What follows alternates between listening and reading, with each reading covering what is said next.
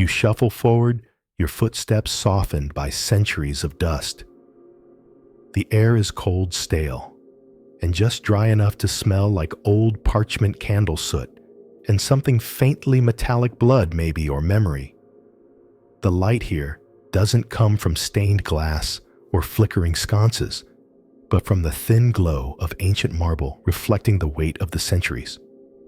You're not just under a city, you're under an idea, a power, a story built layer by layer, like a cathedral rising on top of a graveyard.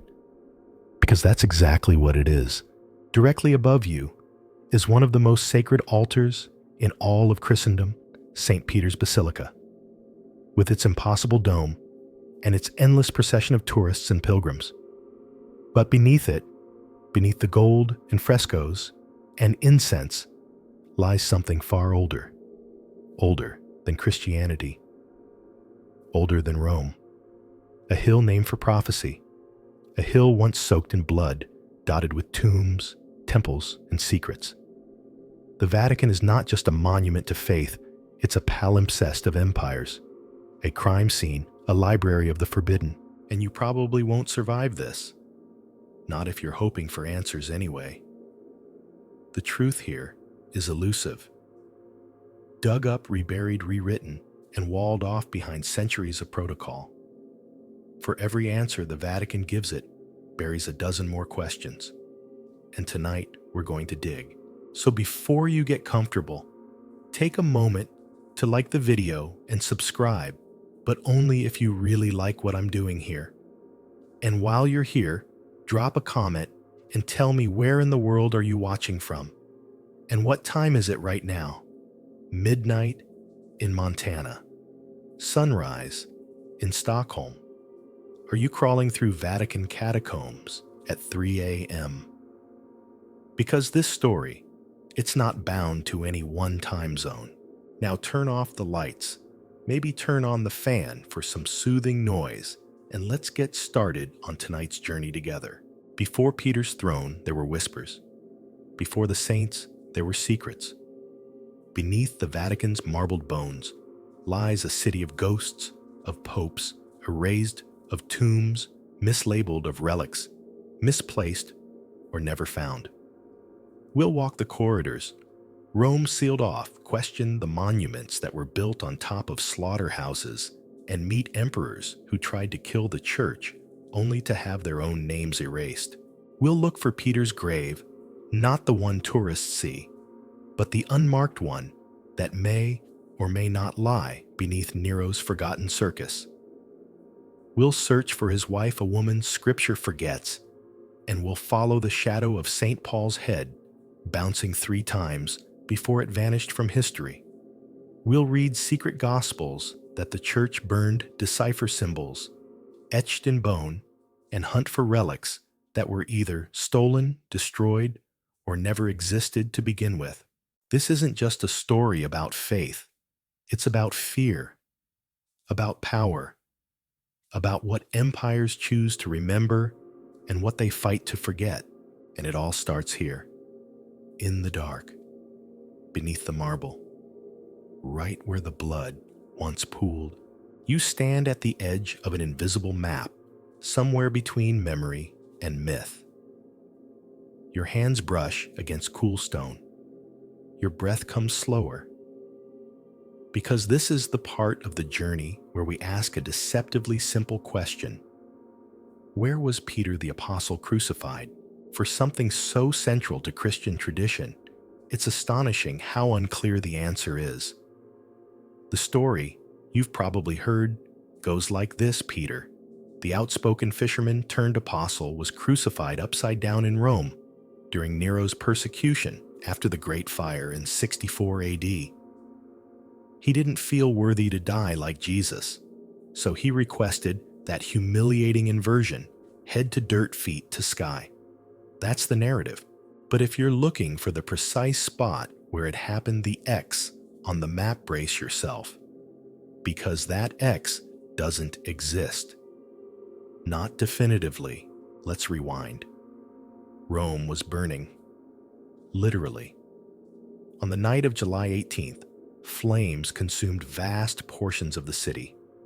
The Emperor Nero, infamous for his love of spectacle and his deep loathing for criticism, needed a scapegoat. He found one in the Christians, this small, suspicious sect that refused to worship the Roman gods, shared weird communal meals, and whispered of a resurrected king. According to Tacitus, the Roman historian, Christians were arrested, tortured, and executed in increasingly creative ways. Some were covered in animal skins and torn apart by dogs. Others were crucified or burned alive as human torches in Nero's gardens. And somewhere among those victims, likely near the edge of the city's sacred boundary, the pomerium, was Peter. The traditional site is Nero's circus. Not a circus with clowns and popcorn, but a long, narrow chariot racetrack. Think of it like a stadium for horsepower and public violence. According to ancient maps and Roman architectural logic, this circus would have stretched across what is now southern Vatican City. At its center stood a massive Egyptian obelisk still standing today in St. Peter's Square, by the way, a mute witness to everything that happened there. So where exactly, on that blood-soaked racetrack, was Peter crucified? Here's where it gets squishy. Some scholars say he died on the spina, the central dividing wall of the circus, a popular execution site. Others believe he was crucified just outside the track, tucked against a hill, so that he wouldn't be too visible. Still others say the whole story of his execution in the circus is more symbolic than spatial, that it didn't matter where, just that he died close to the place where he'd eventually be buried. Which brings us to another murky corner of the mystery. Did Peter die here because this spot was sacred? Or did it become sacred because Peter died here? Fast forward a few decades. Christianity is still illegal, still persecuted but persistent. A small group of believers retrieves Peter's body, maybe under cover of night, maybe bribing a guard, maybe just scavenging after the executions ended, and buries him. No tomb, no shrine, just dirt. A shallow grave on Vatican Hill near the circus, but far enough to not attract too much attention. A place where memory, not marble, did the heavy lifting. By the 2nd century, Christians were visiting the site. A man named Gaius, kind of a local church elder, mentions a trophy built over Peter's grave. Not a gold cup or a victory statue. This was a crude monument, probably brick jammed into the necropolis, Rome's city of the dead. It said simply, he was here. Then came Constantine, the first Christian emperor. He wanted to build a basilica over Peter's resting place.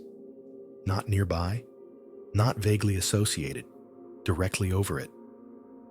But by then, even that exact location was a little fuzzy. So his builders guessed. They leveled part of the necropolis, poured massive foundations, and aimed the altar toward what they believed was Peter's grave. And here's the kicker. We're not 100% sure they got it right. In the 20th century, during renovations beneath St. Peter's Basilica, workers stumbled upon a crypt. Archaeologists quietly began digging. They found a narrow street lined with pagan tombs. They found a red-painted wall. Behind it, a niche. Inside that, a box. And inside the box, bones. The bones belonged to a man in his 60s or 70s. No feet consistent with crucifixion, where feet might be broken or removed to separate the body from the cross. The Vatican declared that these were in all probability the bones of St. Peter. But let's be honest, probability isn't proof. There's no name carved into the box. No DNA that can trace apostolic lineage. No record saying, yup, this is him. Some archaeologists think the remains were moved over the centuries, either to protect them or because no one could remember exactly where the original grave was. Others argue that the real grave lies slightly to the left of the modern altar, not beneath it. And since much of the necropolis is still unexcavated, sealed off for preservation, there may be more clues just waiting in the dark. The irony is that the entire Catholic Church, the papacy, the seat of Peter's supposed successor, is built on this uncertainty. The cornerstone may not be where we think it is. The martyr's death, the one that became the foundation of an empire of faith, may be misaligned by a few feet or a few stories, but maybe that's fitting. Peter was no stranger to confusion. He doubted, he ran, he denied Christ 3 times. His journey was messy, full of contradictions, just like the mystery of his death. And yet, even with all the uncertainty, millions walk across that square every year, kneeling, searching, believing, or just wondering. And it all starts with a hill, a grave, and a question mark. You step closer to the altar, now drawn by gravity, not the kind that pulls on your body, but the kind that tugs at centuries. Beneath the grand dome of St. Peter's Basilica, right under the marble slab, where popes say Mass and pilgrims sob into their sleeves, there is a hollow, a quiet chamber, a shrine beneath a shrine. Inside it, a box, a few bones, and a question that refuses to stay buried. We're talking about the search for the bones of Peter, the spiritual cornerstone of the Catholic Church, and supposedly the literal one too. Because for centuries, people have believed that somewhere under this basilica lie the mortal remains of the first pope, the one who walked with Jesus, denied him 3 times, and ultimately was crucified upside down in Rome. It's a good story, a powerful one. But as with most good stories, the closer you get, the blurrier the facts become. Let's start with what they found. In 1939, workers beneath St. Peter's Basilica were doing what Vatican workers always seem to be doing, renovating something that had already been renovated 17 times. But this time, while reinforcing the floor under the high altar, they cracked into something strange. A wall, a corridor, a necropolis, and not just any necropolis. This was an ancient Roman city of the dead.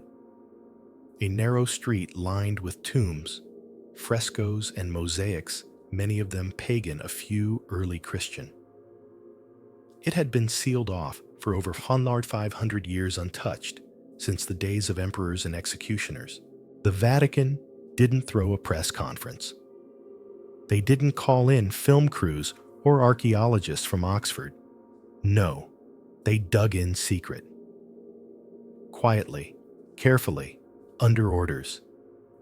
And over the next decade, they mapped the corridor, deciphered inscriptions, and unearthed a complex matrix of graves beneath the heart of Christianity.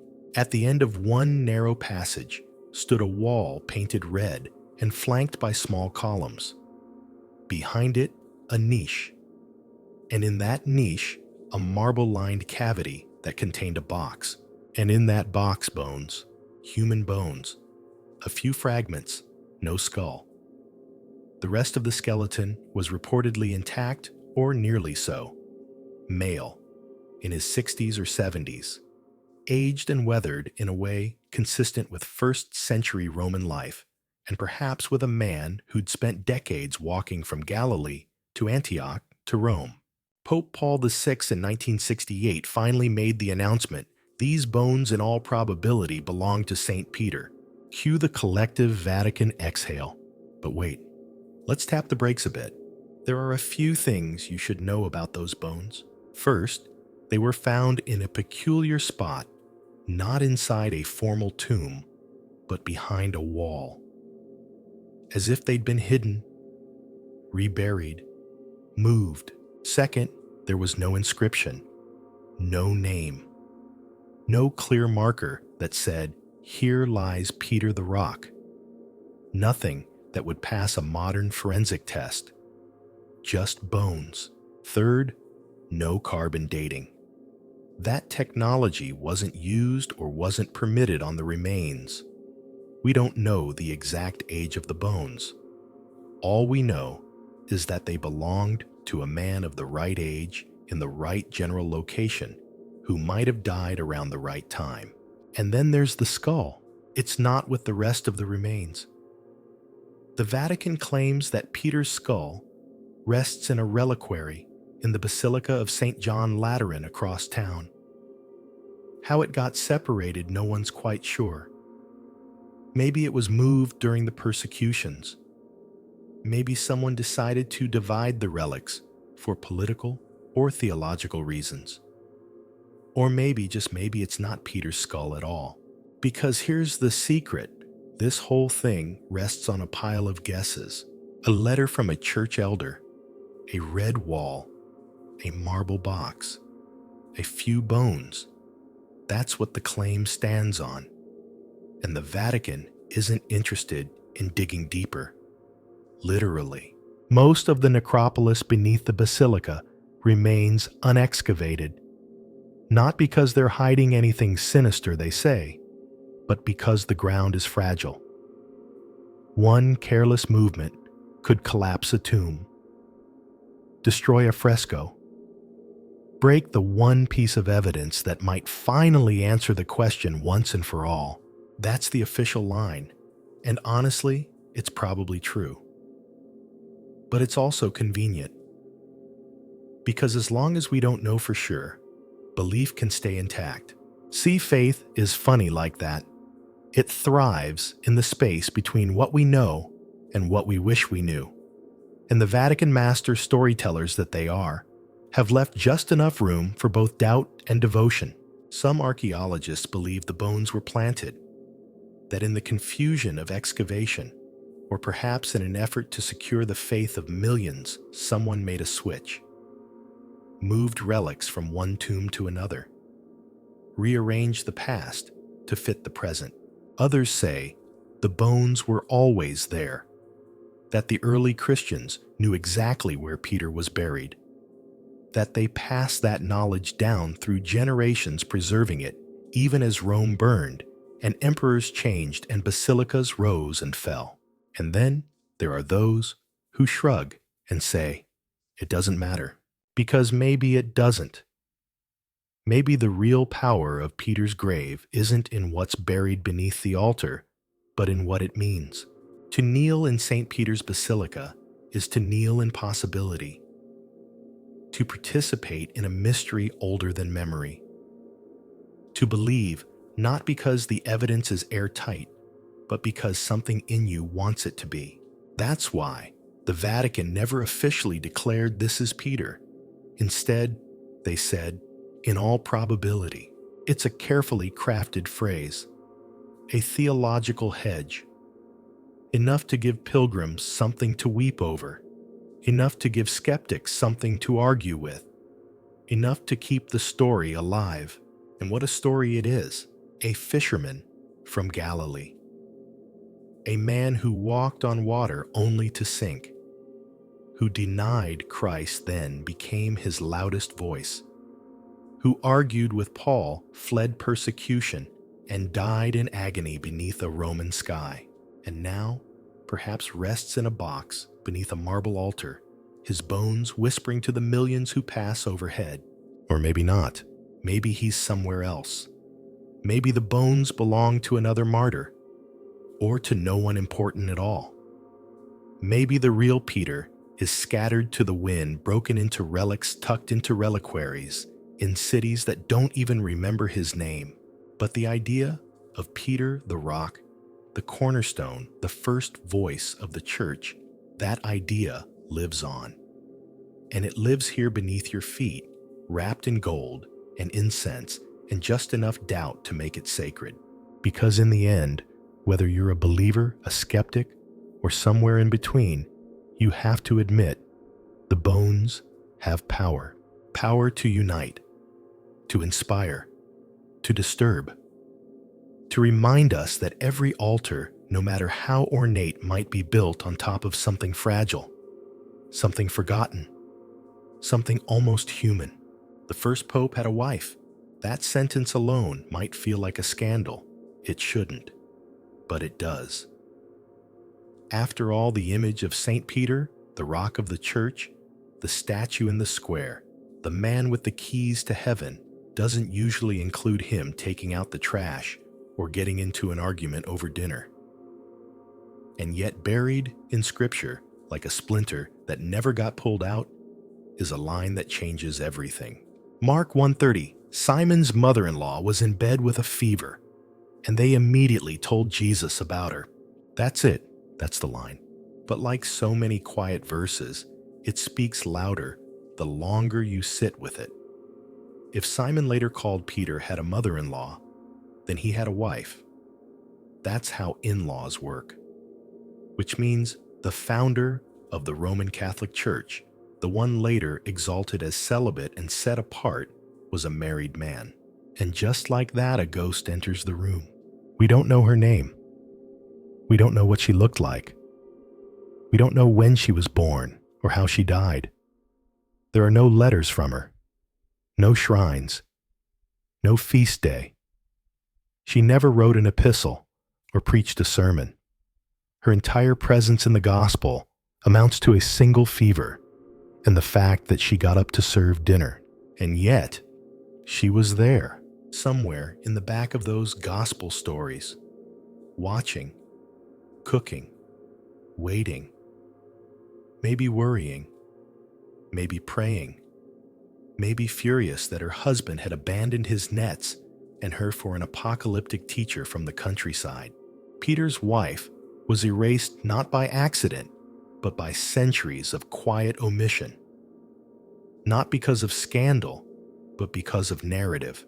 In the early centuries of the church, as it transformed from a movement of fishermen and tax collectors into an institution of robes and rituals, celibacy rose to the surface. Abstinence became virtue. Virginity became spiritual currency. The unmarried apostle was easier to glorify. A pope with a wife that complicated the image. That made the foundation feel a little too human. And so she disappeared, but she wasn't entirely forgotten. In the 3rd century, the theologian Origen wrote that Peter's wife died a martyr. According to him, she was led to her execution while Peter watched. And as she was taken away, he called to her with trembling words, "Remember the Lord." It's one of the most intimate moments in early Christian literature. A husband watching his wife die, not begging for her life, but urging her to stay faithful to something bigger than both of them. No gospel records it. No historian confirms it. But the image stayed. Passed from Origen to Clement of Alexandria to other early writers. The story grew like ivy on a broken wall. In some retellings, Peter and his wife were crucified together. In others, she died, first paving the road he would follow. Still, the silence is louder than the whispers. We don't know where she's buried. There's no relic, no reliquary, no bone wrapped in gold. We don't even know if they had children. If Peter had a mother-in-law, then children weren't out of the question. But history doesn't record a single name. Why? Because women in the early church often lived in the shadows. They weren't canonized. They weren't quoted. They didn't write letters to the Corinthians or dictate epistles from prison. But they were there in the homes where the first house churches met, in the kitchens, where bread was broken in the back rooms, where baptismal robes were sewn by hand. Peter's wife was one of them. And her absence speaks volumes. She is the absence that lingers in every stone of the Vatican, the unspoken presence behind every papal decree and marble monument. Because while the Church later championed celibacy as a spiritual ideal, it was built in part by families by spouses who had to watch their partners walk away to follow a higher calling. And it wasn't just Peter. Paul, in his letter to the Corinthians, grudgingly admits that many apostles traveled with their wives. "Don't we have the right to take a believing wife along with us?" he writes.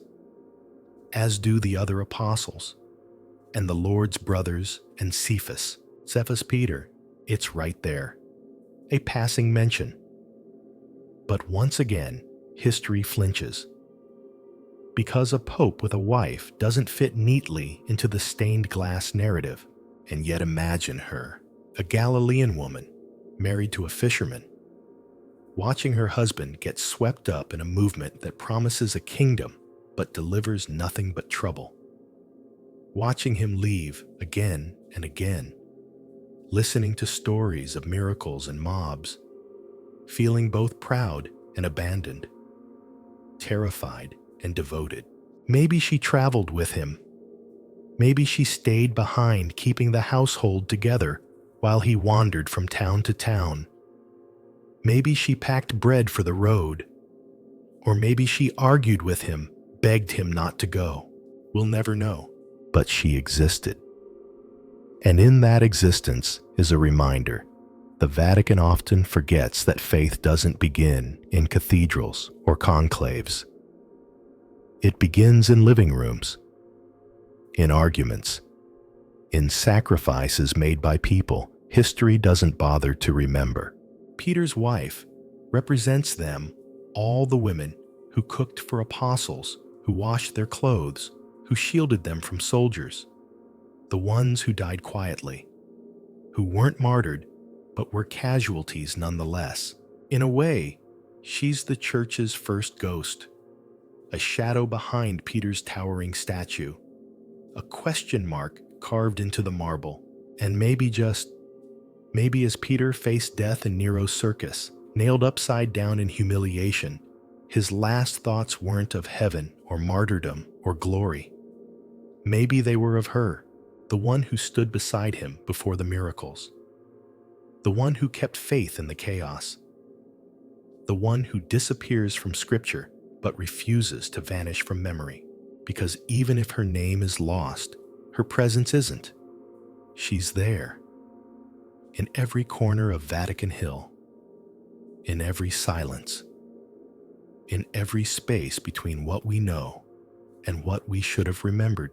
She is history's quietest pillar, and she held up the man who held the keys to heaven. You're walking down an old Roman road now, the Via Appia, or maybe it's the Via Triumphalis. It hardly matters. What matters is the dust. It kicks up around your ankles, clings to your sandals, and settles into your lungs like the past refuses to let go. You're not the first person to flee this way, and you won't be the last. But this is Peter's road now, the one he took when he ran. Yes, Peter ran. The great apostle, the rock, the man upon whom Jesus said he would build his church. He ran from Rome. It's not a story you hear in Sunday school, but you should, because it might be the most human moment Peter ever had. The persecution had begun. Nero was cracking down hard after the fire of 64 AD. Christians were no longer a weird sect. They were a convenient scapegoat. Executions, arrests, torches made of human beings. It was a horror show wrapped in political theater. And Peter? He was too well known, too visible, too dangerous to let live. So he left. It's easy to imagine a quiet exit, maybe in the middle of the night.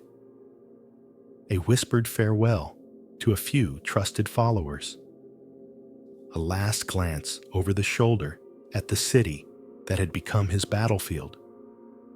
And then the road. Dust. Silence. Fear. But according to legend, somewhere along that road, something happened. Something that would change the direction of Peter's life and death forever.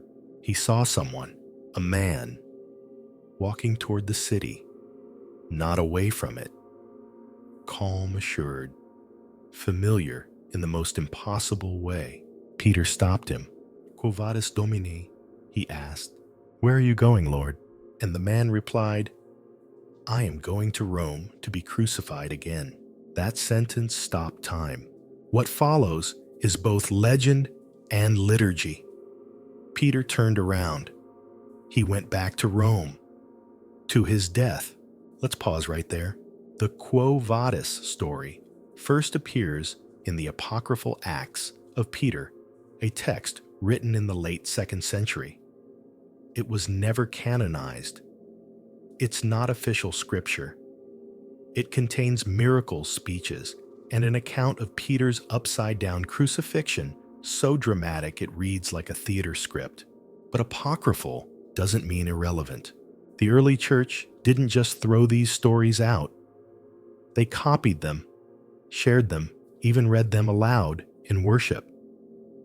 Because they captured something raw, something the Gospels didn't always spell out: the emotional weight of following Christ in a world that could kill you for it.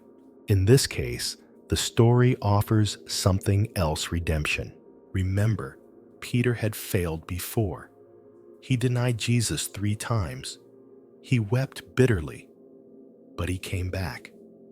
And now, as he fled again, the Lord meets him, not to scold, but to remind, not to curse, but to call him back into the fire. Whether you believe this was a literal vision or an allegory hardly matters.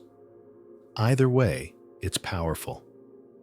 A story about failure, about guilt, and about the courage to turn around knowing exactly what's waiting for you. And Peter did turn around. He went back into the lion's den, back into the city that wanted him dead. And according to tradition, he was captured, sentenced, and crucified upside down at his own request. Because even in death, he didn't think himself worthy to die like his Lord. But let's pull on a different thread. What if this story wasn't a supernatural vision? What if Peter simply changed his mind? Imagine the guilt, the shame of abandoning the people he'd baptized, taught, protected. The knowledge that other Christians were dying while he slipped away. Maybe the encounter wasn't with Jesus at all. Maybe it was with himself, with his conscience, with the part of him that knew what had to be done. Even as a story, it's electric. It turns Peter from a marble saint into a man, a terrified, flawed man who still chooses the harder path. And then there's the geography. The road Peter supposedly took, the Via Appia, is real. You can walk it today. Outside the ancient walls of Rome, near a small church called Domine Quo Vadis, you'll find a slab of marble with 2 footprints carved into it. Legend says those are the marks Christ left when he appeared to Peter. Are they real? Almost certainly not. But real isn't the point. Resonance is. Why does this story stick? Because it doesn't offer a triumphant hero charging into martyrdom. It gives us a man in motion, a man fleeing. And it's in that motion on the road, in the fear, in the moment of decision, that the divine steps in. The Church of Domine Quo Vadis still stands, small, quiet, tucked among cypresses and ruins. Pilgrims still visit, still kneel, still whisper the question, Quo Vadis, Domine? It's not just Peter's question. It's ours. Every time we're tempted to run from something hard, every time we choose comfort over conviction, every time we wonder what we've left behind, where are you going? Because Peter's answer wasn't in words. It was in footsteps, turned around, back toward Rome, toward the fire. But there's another layer still. Some scholars believe the Quo Vadis moment was never meant to be taken literally. They argue it's allegorical, a dramatization of Peter's inner turmoil, a kind of moral fable. The road becomes a metaphor for the soul's struggle. Christ is not a person, but a presence, a calling. Others go further. They see the story as propaganda, a way for the early church to enforce a message: don't flee, don't hide. Martyrdom isn't just noble, it's necessary. The Acts of Peter becomes a recruiting tool for courage written in the blood of symbolism. But even if that's true, the story holds power because it taps into something universal. We all run from pain, from accountability, from the truth. And sometimes, if we're lucky, we're stopped. We're asked, "Where are you going?" Not in anger, but in invitation. And if we're brave, we turn around. Peter did. And the church remembers not just because he was crucified, but because he chose it. He didn't just accept death, he walked back into it. Not for glory, not for sainthood, but because the people he led were still in danger. And he couldn't bear to abandon them twice. It's easy to worship a statue, but it's harder and far more meaningful to remember the man. The dusty, doubtful, scared man who ran down a road and turned around. You stand at that crossroads too, whether you know it or not. Where are you going? It's dark again, but this time, it's a different kind of darkness. Less eerie, more quiet. Less about fear, more about resolve. You're not in a tomb, or a circus, or a basilica. You're in a back room, a borrowed space, maybe above a fish market, maybe behind a bathhouse. The walls are made of plaster, the floors are stone or dirt. And you're not alone. This is where the church began. Not in cathedrals, not in gleaming sanctuaries or golden shrines. Here in a cramped room with no sign on the door, no altar, no stained glass. A few dozen people, maybe less, sit shoulder to shoulder, whispering prayers, breaking bread, passing around whatever fragments of scripture they've managed to preserve. This is a Deus Ecclesia, a house church. And this is the real early Vatican. To understand what the church was before Constantine, you have to forget everything you think of when you hear the word church. There were no pews, no priests in embroidered vestments, no incense or choir loft. There wasn't even a cross on the wall, because to put one up would have been a death sentence.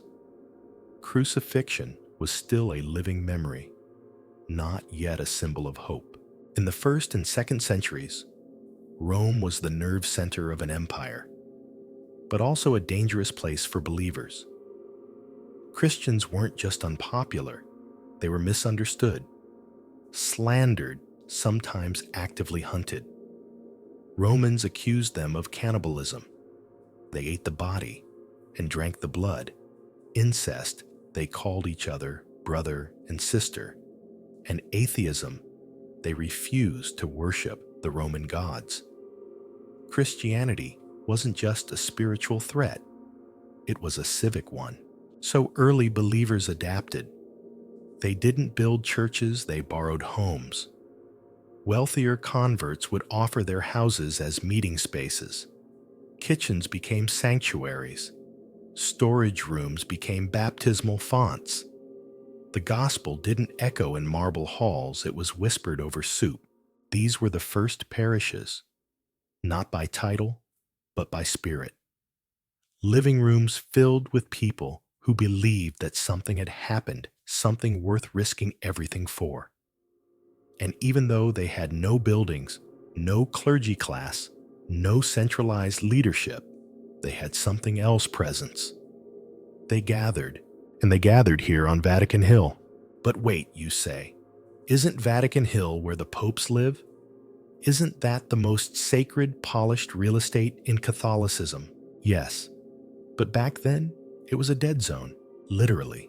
Vatican Hill sat outside the Pomerium, the sacred legal boundary of ancient Rome, which meant it was a place for things the city didn't want to look at.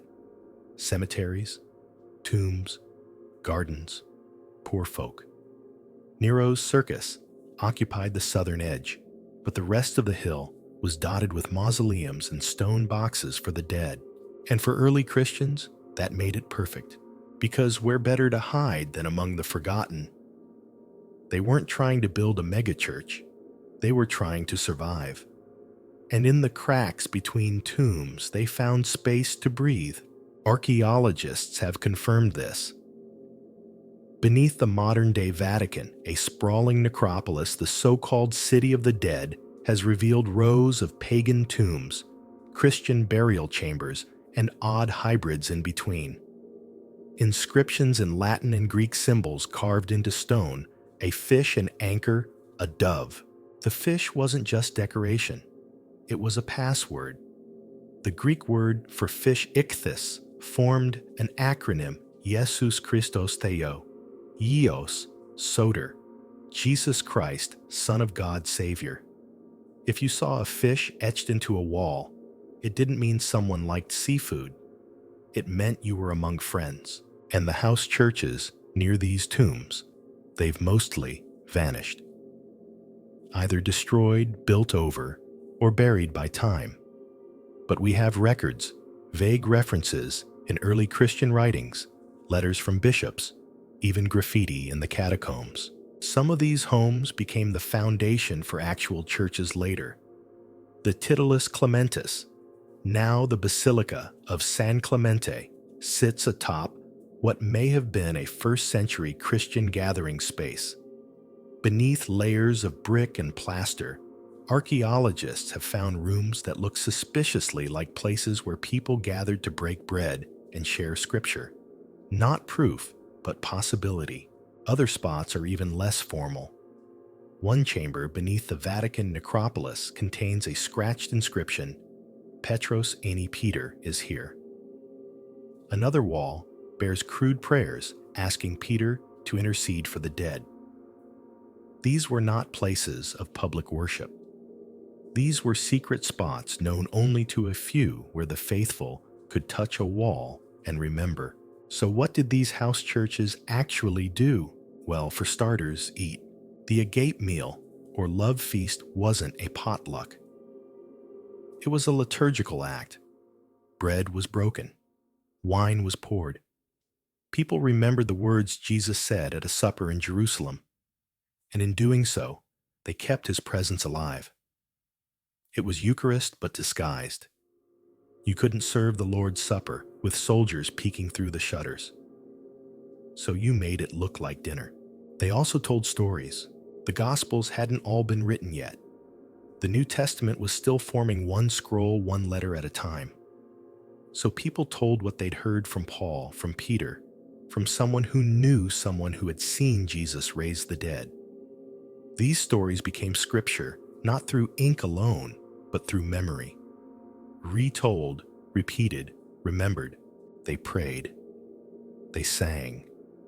Not hymns in four-part harmony, but psalms murmured in Greek or Aramaic, maybe half-remembered, maybe improvised.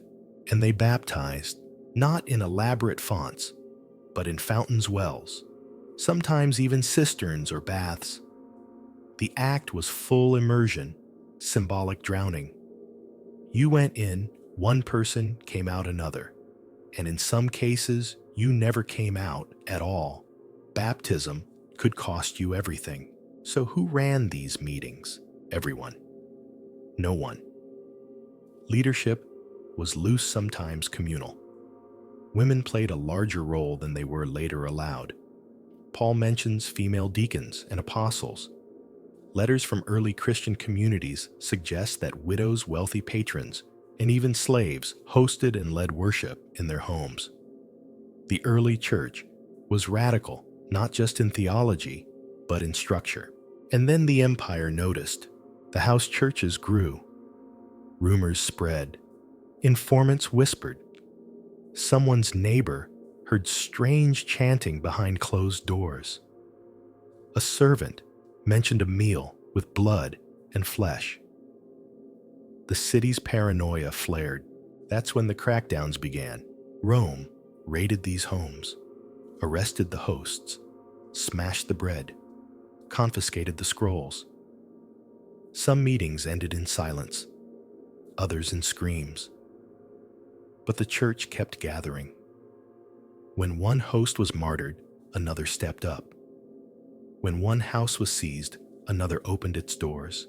And all of it happened without a single steeple. Which is why, when Constantine finally legalized Christianity in 313 AD, the church didn't need to invent its structure. It already had one. From kitchens, from cellars, from borrowed rooms in the shadow of tombs. The early church wasn't built, it was carried. In memory, in community, in hands that passed the bread while watching the door. And maybe that's what we've lost. The sense that worship could be dangerous, that faith could cost you your life, that a church wasn't something you visited, it was something you became. Even now, beneath the Vatican splendor, those early spaces echo. The house churches may be gone, but the silence they lived in, that still lingers. There's shouting in the distance now, not the sound of prayer or sermon, but of cheers. Bloodthirsty, rhythmic, escalating. You can almost hear the trample of hooves, the clatter of wheels, the crack of whips. This isn't the Colosseum. It's older, creepier, more personal. You're not in a stadium of grandeur. You're in a circus, Nero's circus. And unlike the cheerful kind with clowns and popcorn, this one was a straight-up death machine. It stretched long and thin like a racetrack built by a sadist. In the center was the spina, the median strip lined with statues' fountains, and maybe even that eerie red granite obelisk that now stands proudly in St. Peter's Square. But 2,000 years ago, it stood right in the middle of a blood show. A silent witness to the worst kind of theater Rome had to offer. This is where Peter may have been crucified. This is where countless Christians died not in dignity, but in public, in pain, and usually on fire. Let's rewind to 64 AD again. The fire has ravaged Rome. The people are panicked. Nero's approval rating is tanking. He needs a distraction, a scapegoat. He finds it in a growing group of weirdos who worship a crucified criminal from Judea.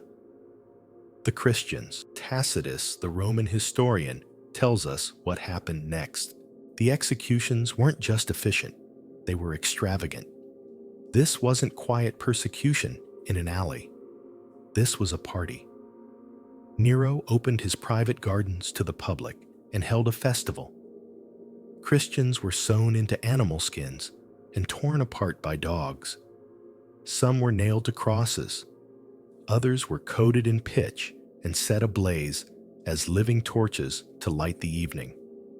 Nero, dressed in theatrical robes, strolled through the scene, enjoying the ambiance like it was a picnic. And in the middle of it, all the circus. Not the Colosseum. Remember, that wasn't built until decades later. Nero's circus was more intimate. It sat on Vatican Hill, which at the time was a ragged slope beyond the sacred boundary of the city. It was technically suburbia, the wrong side of the wall. That made it perfect for executions. But here's the catch. Nero's circus is mostly gone, not just in ruins, in denial. Unlike the Colosseum, which stands proudly as an architectural fossil, Nero's circus has been paved over, buried beneath centuries of basilicas, palaces, and papal apartments. The Vatican literally sits on top of it, the only part that remains above ground, the obelisk. That mute red needle in St. Peter's Square, brought from Egypt by Caligula, later used by Nero to decorate his murder stadium. Today, pilgrims walk past it in awe, snapping selfies, never realizing it once stood at the center of mass executions. And the rest of the circus, it's hidden, Some of it lies beneath the sacristy of St. Peter's Basilica. A few brick fragments, a curve of foundation, maybe a section of seating wall, but most of it unexcavated, off limits, preserved in silence. Why? The Vatican says it's to protect the structures. The area is fragile, full of ancient tombs and unstable walls. That's fair. Digging too deep could collapse sacred chambers or destroy the very history they're trying to preserve. But let's be honest, there's also something uncomfortable about the truth. Because if you dig too far under the altar, you might find not just the bones of saints, but the footprint of a crime scene, a mass grave, a slaughterhouse. And that's not great branding for the most important church in the world, but there are clues. Some Renaissance maps suggest the circus was larger than we think, extending further west, maybe even under the current Vatican gardens.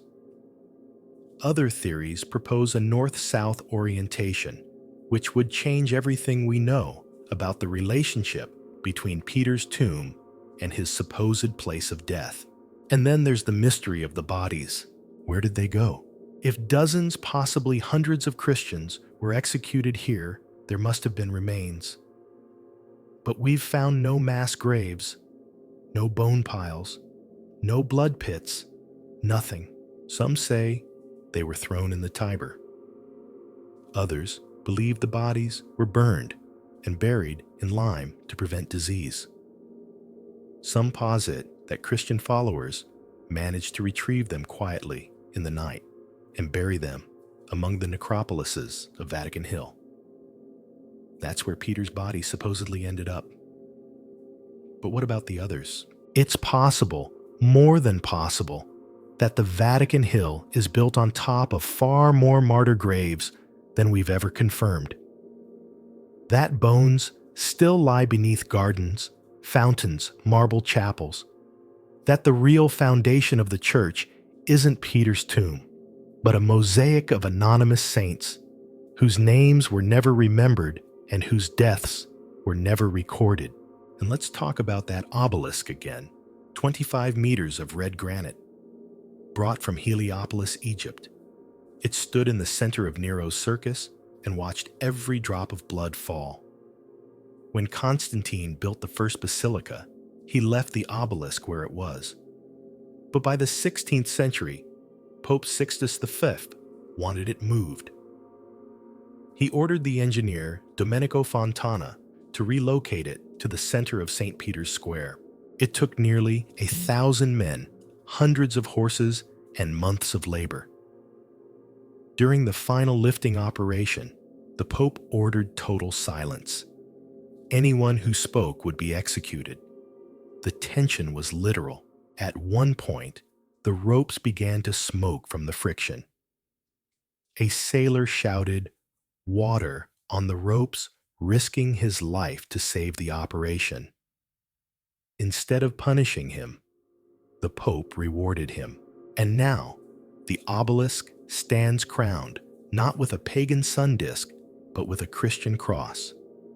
The same stone that once watched saints burn now presides over papal blessings. That's the genius of Catholicism absorption, reclamation, rebranding. But the stone remembers. It has no hieroglyphs, no inscriptions, no names. Just a polished silence that runs deeper than the marble surrounding it. And beneath that silence, beneath the square, beneath the tourists and the guards and the grandeur, lies the circus. Still unexcavated, still waiting. Some scholars believe more of it will be uncovered one day. Maybe a section of seating, maybe a prisoner cell, maybe just maybe an execution post with notches carved into it, marks left by someone counting the condemned. What would that do to the story? Would it make the church stronger? Or would it force us to admit that Christianity's greatest symbol of triumph is built quite literally on top of one of its greatest traumas, because that's the paradox of Vatican Hill. It's both glory and graveyard. It's the site of resurrection and the stage of public terror. It's a place where blood was spilled not just in devotion, but in spectacle. And that blood still stains the stones whether we see it or not. Nero's circus may be gone from maps, but it hasn't vanished. It's still down there, in brick, in dust, in silence, and maybe that's exactly where it belongs. The dead leave behind two things: stories and stuff. And when those stories are twisted or erased, all you have left is the stuff. That's the bones, the broken chains, the scorched fabric, the relics, the hard evidence of what happened. So, here's the problem.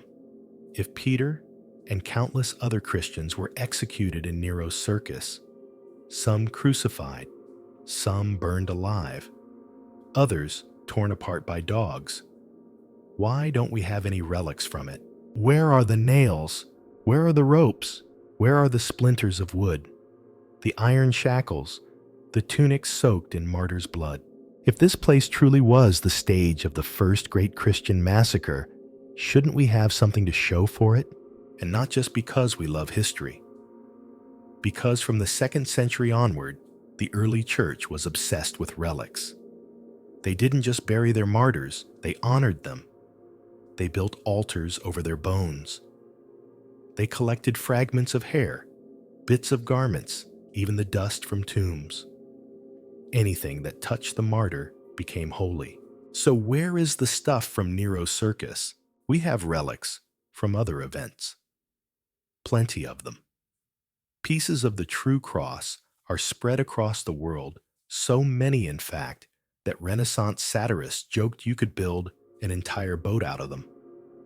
Nails said, "To pierce Christ's hands are in Milan, Rome, Antioch." One of Peter's bones is displayed in St. Peter's Basilica, and his skull supposedly rests across town at St. John Lateran. But relics from the site of the first mass Christian execution, nothing, not even a single nail. There are 4 possible explanations. Let's walk through each. Option 1, total destruction. The simplest answer is also the most boring. The instruments of death were used, tossed, and left to rot. Wood decomposes. Iron rusts. Blood turns to dust. 2,000 years is a long time, especially in the soil of Rome, where fires, floods, and renovations have erased layer after layer of history. But even so, it's odd, because the early church was resourceful. They retrieved what they could.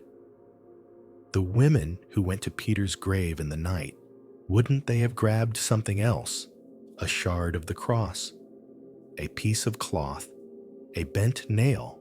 And even if they didn't, the relic hunters of later centuries certainly would have. By the 4th century, relics were spiritual currency. Every church wanted a piece of the past, a connection to the martyrs. Pilgrims brought offerings. Bishops traded relics like sacred baseball cards. So, the total destruction theory explains a lot, but not everything. Option 2, concealment. Maybe the relics were retrieved. Maybe they were hidden, smuggled out, wrapped in linen, buried in safe houses, passed from hand to hand across the centuries, lost not to decay, but to secrecy.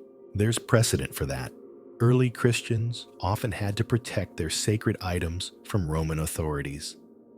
Scrolls were hidden in caves. Eucharistic vessels were buried in gardens.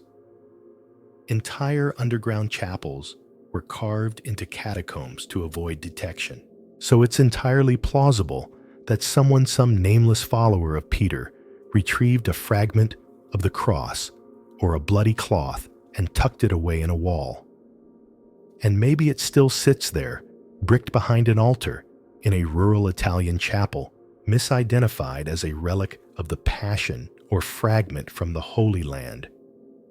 The label got changed. The story got bent. But the object remains, because that's the strange thing about relics. They move. They wander. Their power isn't in being scientifically verified. Their power is in belief. And over time, belief can do some very odd things. Option 3, suppression. What if the early church didn't want these relics? What if the tools of death, the crosses, the nails, the torches were too painful, too shameful to preserve? It's a harder idea to swallow, but consider it. Martyrdom was revered, yes, but it was also traumatic. The execution of Peter wasn't a holy pageant. It was a state-sponsored humiliation. He didn't die in a church. He died nailed to a plank of wood, upside down, probably surrounded by jeering Romans. Maybe the early church didn't want to remember the implements. Maybe they buried the memories with the bodies. Maybe, like survivors of any trauma, they chose to focus on meaning, not method. There's a parallel in how early Christians treated Golgotha. For centuries after Jesus' crucifixion, no shrine was built there. No basilica, no chapel. The site was left unmarked, or at least uncelebrated. It wasn't until Constantine's mother, Helena, went on her relic hunting mission in the 4th century that Golgotha was rediscovered. And only then did it become a place of pilgrimage. So perhaps Nero's circus followed a similar path. Too raw, too real, too soaked in grief, until time and theology made it safe to remember.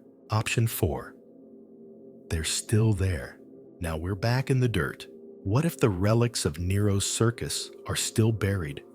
What if beneath the Vatican gardens, in an area no archaeologist is allowed to excavate, there's a chamber, a sealed room, a forgotten pit, a place where bodies and implements and blood-soaked cloths were dumped, sealed off, and never touched again?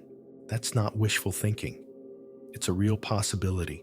The Vatican necropolis excavations of the 1940s were limited in scope. A narrow corridor beneath the basilica was opened. Pagan tombs were studied. A niche was found. A box was opened. But the southern end, where the circus likely extended, is still untouched. Why? Preservation, they say. And that's valid, but also perhaps because of what might be found. Imagine this: an iron nail, oxidized and bent.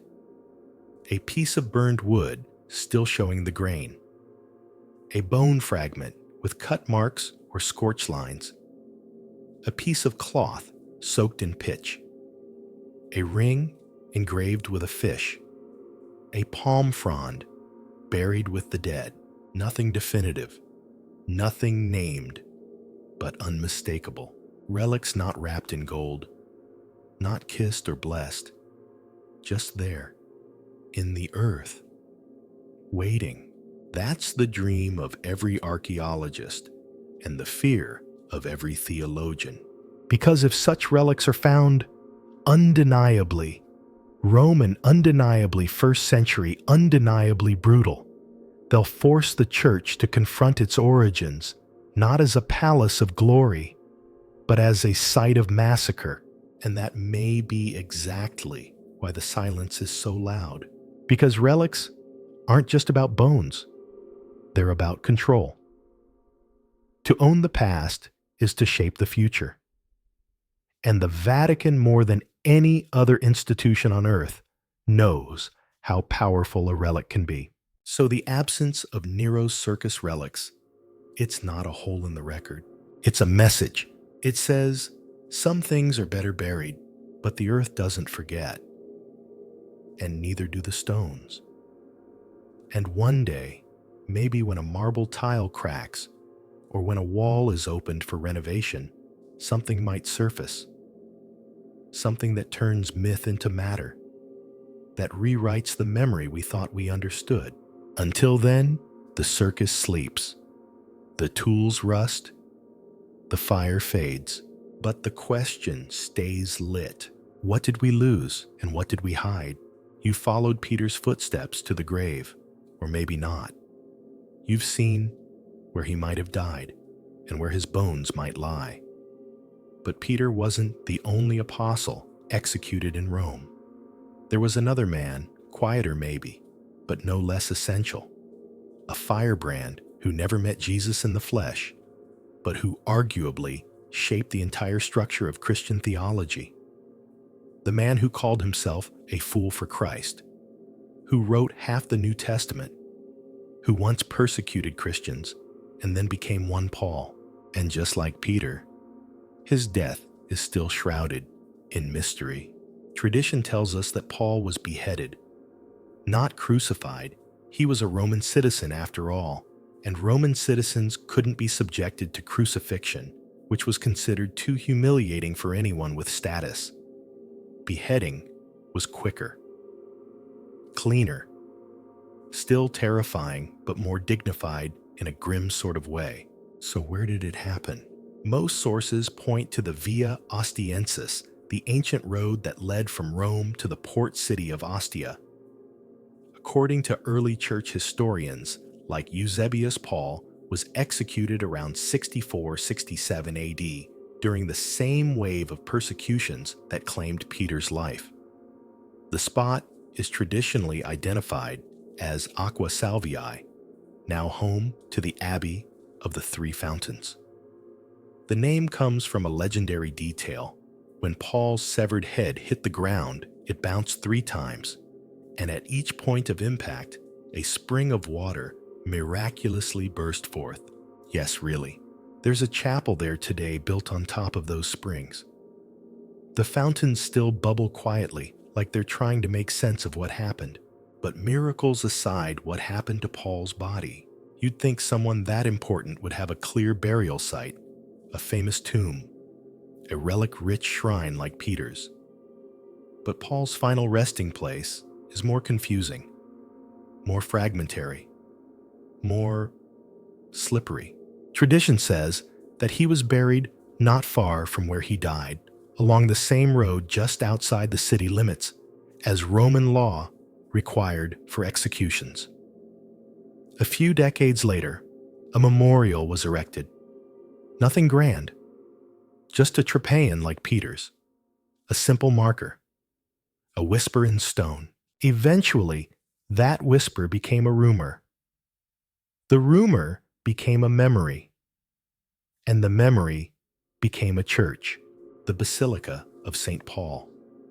Outside the walls was built over the site in the 4th century, around the same time Constantine was raising St. Peter's Basilica on the Vatican Hill. The structure grew over time, ornate, expansive, second only to St. Peter's in size and prestige. But here's the problem. We're still not 100% sure Paul is actually there. You'd think it would be easy. There's an altar. There's a crypt. There's even a marble slab inscribed with the Latin words Paulo, Apostolo Mart, to Paul, the apostle and martyr. And yet, for centuries, no one opened the tomb. Not the popes, not the builders, not even archaeologists. It was considered too sacred to disturb, which of course just made the curiosity worse. Finally, in 2002, a Vatican team got permission to investigate, carefully, respectfully, the usual Vatican protocol. They drilled a small hole in the marble covering and inserted a probe camera. What they saw was a white sarcophagus, ancient, unmarked except for that faint inscription. A few years later, a fragment of bone was extracted. Along with it, pieces of purple cloth with gold thread and grains of red incense. The bones were tested. The results: they belonged to a man who died between 60 and 70 years old, consistent with Paul's supposed age at death. But there was no carbon dating, no DNA analysis, no proof. Just the same Vatican phrase we've come to expect, Strong evidence to support the tradition. Strong evidence, not certainty. And that raises more questions than it answers. Because if this is Paul, why did it take 900 years to confirm it? Why was the tomb never opened? Why is there still no formal declaration? Some believe the answer lies in politics. Peter was always the favored son of Rome, the rock, the first pope. Paul, for all his writings and revelations, never held office in the church. He was a freelancer, a wild card, theologically essential, but logistically awkward. So maybe his tomb was never enshrined with the same enthusiasm. Maybe his bones weren't as useful. Others suggest something darker, that Paul's body might have been moved, or worse, lost. There's a medieval legend that during the 3rd century persecutions under Emperor Valerian, the remains of both Peter and Paul were exhumed and hidden in the catacombs for safekeeping.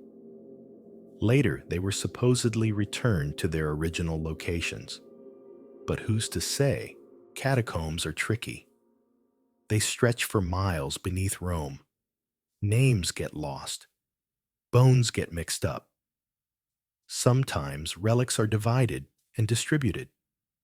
It's not uncommon to find a single saint's body supposedly split between 5 or 6 churches across different continents. So maybe the body in the Basilica of St. Paul is only part of him. And then there's the skull. According to tradition, the heads of both Peter and Paul were removed from their bodies and enshrined together in St. John Lateran, the oldest church in Rome and the official cathedral of the Pope. Inside, in a golden reliquary above the altar, are 2 skulls. One is said to belong to Peter, the other to Paul. But there's no way to test them, no documentation, no DNA. Just 2 bones behind glass held in place by 1,700 years of belief. So you start to ask yourself, does it matter? What if the bones in the basilica aren't Paul's? What if they belong to some other 1st century Christian, or a Roman convert, or no one at all? Would the church collapse? Probably not. Because what matters isn't the relic, it's the memory. Paul was never a man of place. He was a traveler, a letter writer, a restless soul who couldn't stop moving. Maybe it makes sense that his final resting place is ambiguous, that his tomb is a question mark. What we do have are his words, 13 letters, some hotly debated in authorship, others universally accepted. They're brilliant, argumentative, hopeful, tragic. He writes like a man on fire, a man who believes the world is ending soon, but still takes the time to remind his friends to bring a coat. He's both pastor and prophet, theological and emotional. And in the end, the bones don't matter as much as the sentences, but the mystery remains. Why is Peter's grave a global destination and Paul's a shrug? Why does the Vatican insist so loudly on one and whisper the other? Maybe because it's easier to crown a fisherman than a theologian. Or maybe because even in death, Paul refused to be confined. He belongs in motion in letters passed from hand to hand, in sermons echoed across centuries, in questions that don't have easy answers. So whether he lies beneath the basilica or the catacombs or nowhere at all, one thing is certain, he's still speaking. And maybe that's what a relic really is. Not a bone or a chain, but a voice that refuses to go quiet. The pages crackle as you open them, though not real pages, of course. The originals have long since vanished, crumbled into dust, or been burned under orders issued from behind stone walls and golden thrones. But once they were alive, once there were more Gospels, and Rome buried them. You've heard of the Big Four, Matthew, Mark, Luke, and John, the canonical quartet that every Christian knows. bound together in countless Bibles, quoted from pulpits, etched into stained glass. But they weren't the only voices, not by a long shot. In the early centuries, after Jesus' death, Christian communities across the Mediterranean began writing. They wrote what they remembered, what they had heard, what they believed. These were not novels or heresies, they were gospels.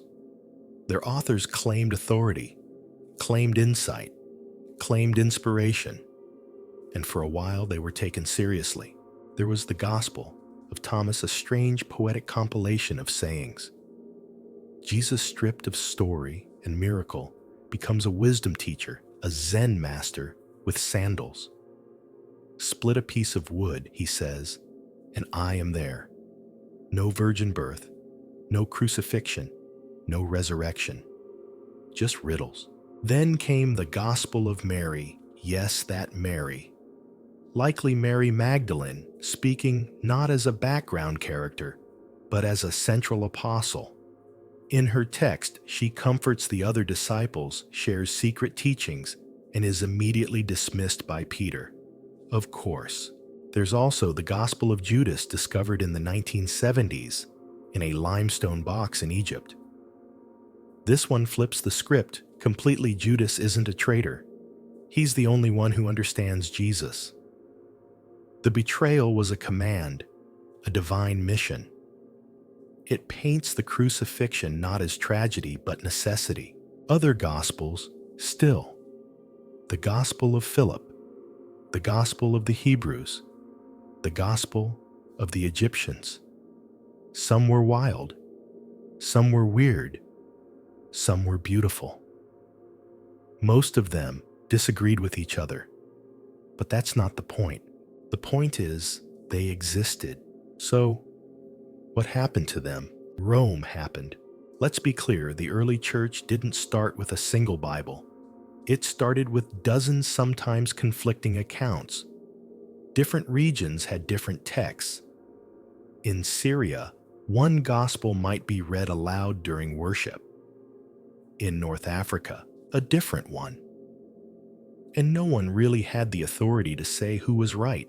Until Constantine, in the 4th century, the Roman Empire legalized Christianity. And suddenly, this underground scattered religion had to become an institution. Institutions need clarity, uniformity, control. Enter Athanasius, Bishop of Alexandria. In 367 AD, he issued an Easter letter listing the 27 books that would become the New Testament. It was the first time such a list appeared. And guess what wasn't on it? All the other Gospels. Athanasius called them illegitimate and secret writings full of myths and errors. He declared them forbidden. And from that moment, the alternative voices began to disappear. The church burned what it could find. Declared possession of certain texts a heresy. People were excommunicated or worse for reading the wrong gospel. Entire communities were labeled Gnostic, a term now often used as a catch-all for early Christianities that didn't fit the Orthodox mold. But let's not pretend this was a simple matter of right and wrong. It was politics, theology, yes, but also empire. Rome wanted one voice, one gospel, one church, and to achieve that, it had to bury the rest, but not completely. In 1945, near the Egyptian town of Nag Hammadi, a farmer digging for fertilizer found a clay jar. Inside were leather-bound codices containing 52 ancient texts, including the Gospel of Thomas, the Gospel of Philip, and others long thought lost forever. They had been hidden by monks, likely from a nearby monastery, buried to avoid destruction during one of the church's purges. They were written in Coptic, a later form of Egyptian, translated from earlier Greek originals most likely. They were carbon dated to the 3rd or 4th century, but they reference traditions and sayings much older, possibly going back to the 1st century. The discoveries stunned scholars. Suddenly, we had alternative gospels in hand, actual texts, not just rumors or fragments. They didn't destroy Christianity, they complicated it. And maybe that's the most threatening thing of all, because the Vatican, by and large, has never embraced these texts. They're acknowledged, yes, discussed in academic circles, housed in museums, but rarely read from pulpits, rarely honored, rarely given weight in mainstream theology. Why? Because they ask hard questions. The Gospel of Thomas, for instance, presents a Jesus who speaks in paradoxes, who says salvation comes not from belief, but from knowing yourself. If you bring forth what is within you, he says what you bring forth will save you. That sounds less like a creed and more like therapy. Or take the Gospel of Mary. It presents a female disciple, not only as important, but as misunderstood and dismissed by male apostles. Sound familiar. And then there's Judas recast, not as villain, but as chosen one. That gospel suggests that betrayal was part of the plan all along, and that the other apostles just didn't get it. These texts don't disprove Christianity, but they challenge the idea that it was ever as unified as we were taught. They show a faith that was wild, diverse, messy, full of arguments, revisions, rewrites, and maybe that's why they were buried. Not because they were dangerous, but because they were too honest. Rome preferred a straight line. 4 gospels, 1 story, easy to memorize, easy to control. And to make that line straight, the curved ones had to be erased. Of course not everything was burned. Some copies survived. Monks hid them. Heretics preserved them, and now they're back in the light. But what if there are more? What if beneath the Vatican archives in some long-forgotten chest, there are scrolls no one's seen in centuries? What if the Gospel of Mary exists in its full form? What if there's a gospel written by Jesus' brother James or by Thomas that contains more than 114 sayings? What if Paul's lost letters, he mentions them in his own writing, are still out there? The Vatican Library is famously tight-lipped. It holds over 1 million books and manuscripts. Many have never been fully cataloged. Some are off limits without special permission. Others haven't been read in centuries. Could something be hiding there? Maybe. And maybe that's the scariest possibility of all, that the church still holds gospels that would rewrite what we think we know. But for now, all we can do is read what we've found. Hear the voices that were nearly silenced. Imagine what the church might have looked like if more gospels had been allowed to speak.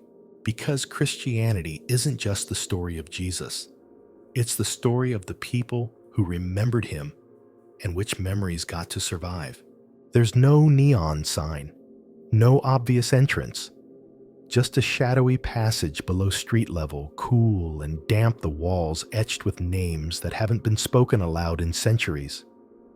You descend slowly past crumbling bricks and shelves, carved into stone rows of tombs, rows of silence. This is no tourist exhibit. This is the underworld of early Christianity. This is the catacombs.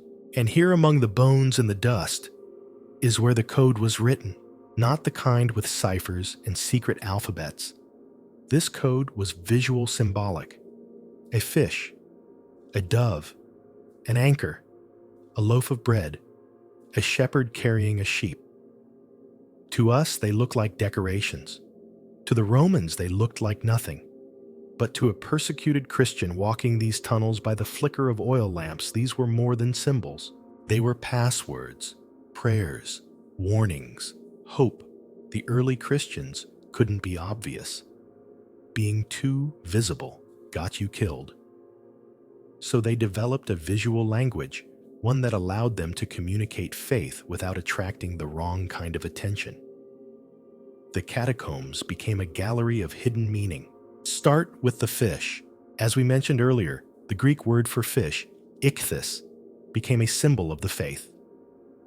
Not because fish are especially holy, but because Iesus Christos, Theou, Ios, Soter, Jesus Christ, Son of God Savior, spells out ichthys as an acronym in Greek.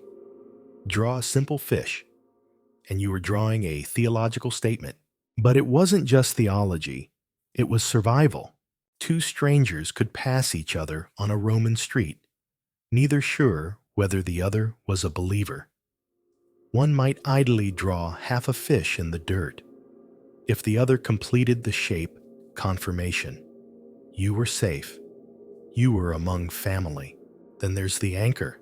It shows up in dozens of catacombs, etched into marble, scratched into plaster, painted beside names. To us, it suggests boats or safety, but to early Christians, it was about hope. Hebrews 6:19 refers to hope as an anchor for the soul. The early church clung to that imagery, rooted, grounded, held fast, even when the waves came. The dove, of course, carried a dual meaning. Peace, yes, but also the Holy Spirit. In a time when you couldn't openly declare your faith, a simple drawing of a bird in flight said everything without saying a word. Some symbols were more esoteric, like the peacock used to represent eternal life, based on the ancient belief that peacock flesh didn't decay, or the phoenix borrowed from pagan myth but baptized into Christian meaning, a bird that dies and rises again from its own ashes. That sounded familiar. Others were more pastoral. The Good Shepherd appears everywhere, Jesus young and beardless, carrying a sheep over his shoulders. It's gentle, humble, far from the imperial Christ that would later stare down from domes and frescoes. This shepherd didn't demand worship. He offered refuge.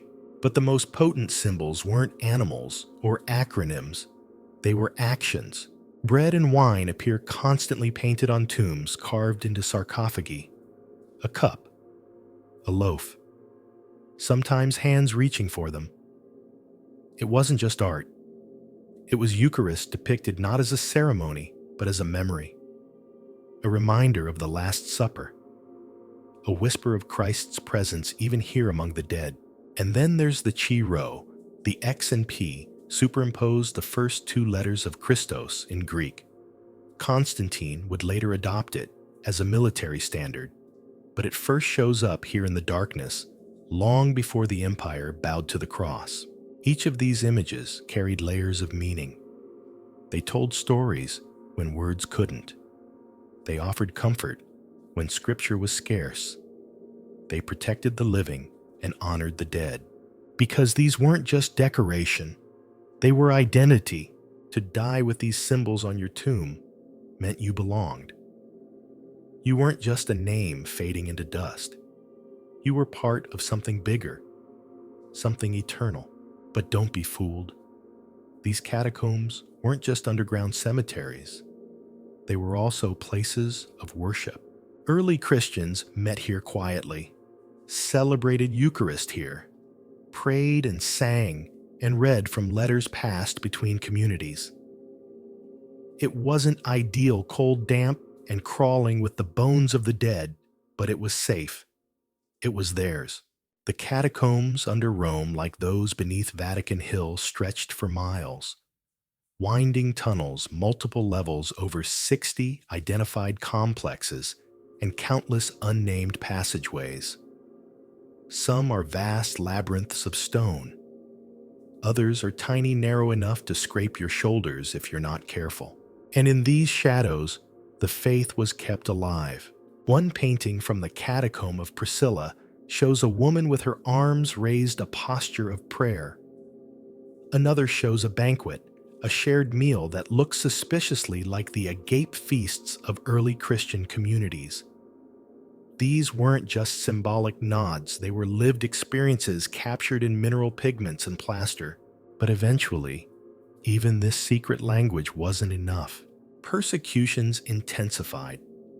Emperors changed laws, hardened, and Christians were dragged from homes and tunnels alike. The code was no longer just a tool for worship, it was a matter of life and death. So the church adapted again, moved again, hid deeper. The language grew more layered, more abstract. In some cases, symbols were deliberately ambiguous, meant to be interpreted one way by believers and another by Roman eyes. The fish might be a fish, or it might be Christ. The anchor might be nautical or spiritual. The bread might be dinner or the body. It was genius. It was survival. It was art. Today, many of these catacombs have been explored.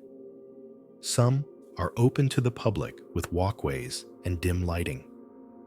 Tourists shuffle through cameras, flashing, snapping photos of walls where Christians once cried, once whispered, once hoped they wouldn't be found. But not all catacombs have been excavated. Some remain sealed, too fragile to disturb. Others are simply forgotten, mapped centuries ago and never seen since. Beneath the hills of Rome, beneath private property, beneath the Vatican itself, entire sections may still wait in the dark, unseen, unread. And perhaps that's fitting, because this was never about grand cathedrals or shining marble. The foundation of Christianity was carved in secret, etched in symbols, hidden in code. It thrived not in power, but in persecution. A loaf of bread, a fish in the dirt, a shepherd with a sheep on his back. That's where it started. And in a way, that's where it still lives, quietly, patiently beneath the surface, waiting for someone to see the signs, to remember the code, to follow it home. It's quiet down here. Not the kind of quiet that invites rest, but the kind that presses on your chest. The kind that makes you wonder if someone's watching. You're deep in the catacombs, again, only this time it's different. You're surrounded by names, and by the complete, overwhelming absence of them. These were Rome's forgotten martyrs. Thousands of Christians were killed in the early centuries of the church, some publicly like Peter and Paul, but most in silence. They didn't write epistles. They didn't found churches.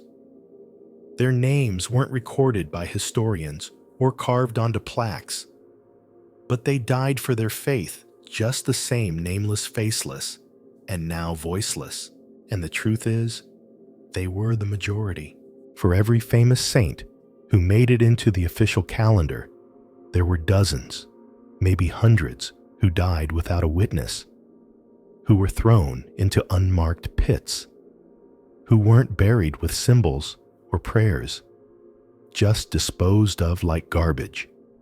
Human remains stripped of story.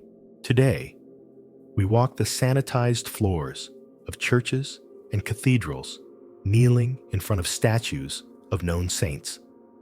But beneath those floors, and scattered across the catacombs and rural grave sites around Rome, lie the bodies of people who also paid the ultimate price, but whose stories have been lost completely. They were old women, young men, teenage girls, some slaves, some free, some rich, most poor, some caught by accident, some turned in by neighbors, some executed for refusing to say 3 words, "Caesar is Lord." Let's pause on that. Rome didn't care if you worshiped Jesus. The empire was full of gods. You could believe whatever you wanted so long as you didn't deny the authority of the emperor, so long as you didn't disrupt the public order. But Christians did both. They refused to offer incense to the imperial image. They refused to participate in civic festivals that honored Roman gods. They gathered, in secret, held strange rituals, and refused to bow, and that made them enemies of the state. The punishments varied by time and place. Some were thrown into the arena made sport of by beasts. Others were flogged, stoned, beheaded. Still more were imprisoned indefinitely, left to rot in cells beneath the streets. They didn't die with fanfare. No last words were recorded. No saint day marked their memory. They simply vanished, and yet some signs remain. In certain catacombs, archaeologists have found crude inscriptions scratched into stone. Names like Emilia, Rufina, Morris, and Theophilus. Short messages: in peace, faithful, remembered. Sometimes the tomb is anonymous, but the symbols are there in anchor: a palm frond, a common symbol of martyrdom, a fish. These were the tombs of believers, perhaps martyrs, perhaps not. But the implication lingers. One underground chamber known as the Crypt of the Popes in the Catacomb of Calixtus contains a string of burial spots for early bishops of Rome, many of whom were martyred. But scattered among those graves are smaller, humbler tombs, some unnamed. Followers, victims of the same purge, we can't say. Other times, the names were deliberately erased. During times of intense persecution, grave markers were sometimes destroyed to protect the living. If Roman authorities knew where Christians were buried, they could desecrate the site, or worse, arrest those who visited. So believers began marking tombs in code. A single Greek letter, a carved cup, a scratched cross half buried in plaster. These became the only identifiers for someone who had died for refusing to renounce their faith. And that's the heartbreak. So much of early Christianity is lost, not because no one cared, but because people cared so much. They had to stay silent. The Vatican today is built atop names Peter, Paul, Gregory, Leo. But beneath those names are 1,000 others, maybe 10,000. Ordinary believers who held the line long enough to pass the faith forward. We tend to remember the big moments: the Emperor Constantine, the Council of Nicaea, the building of the great basilicas. But none of that would have mattered without the unnamed. They were the ones who hid scrolls in walls, who whispered prayers behind closed doors, who baptized their children knowing it might cost them everything. They didn't make theology, they lived it. In fear, in danger, in faith. And here's the strangest part. Some of them are still buried under Vatican Hill. Not the popes, not the saints, the others. When the first St. Peter's Basilica was built in the 4th century, the builders had a problem. Vatican Hill was already full. It wasn't empty ground. It was a cemetery lined with tombs, mausoleums, and burial chambers. So to build the church, they had to flatten the land, level tombs, build over them. In doing so, they crushed and covered the final resting places of hundreds, maybe thousands of early Christians. Most were never reinterred. Their names, already obscure, were lost completely. We found some of them in the Vatican necropolis beneath the basilica. Archaeologists have uncovered tombs that bear Christian symbols, but no names. Graves that lie beneath the layers of imperial basilicas, sealed in shadow for centuries. One tomb contains a mosaic of a shepherd, bright-eyed and boyish. No inscription, no date.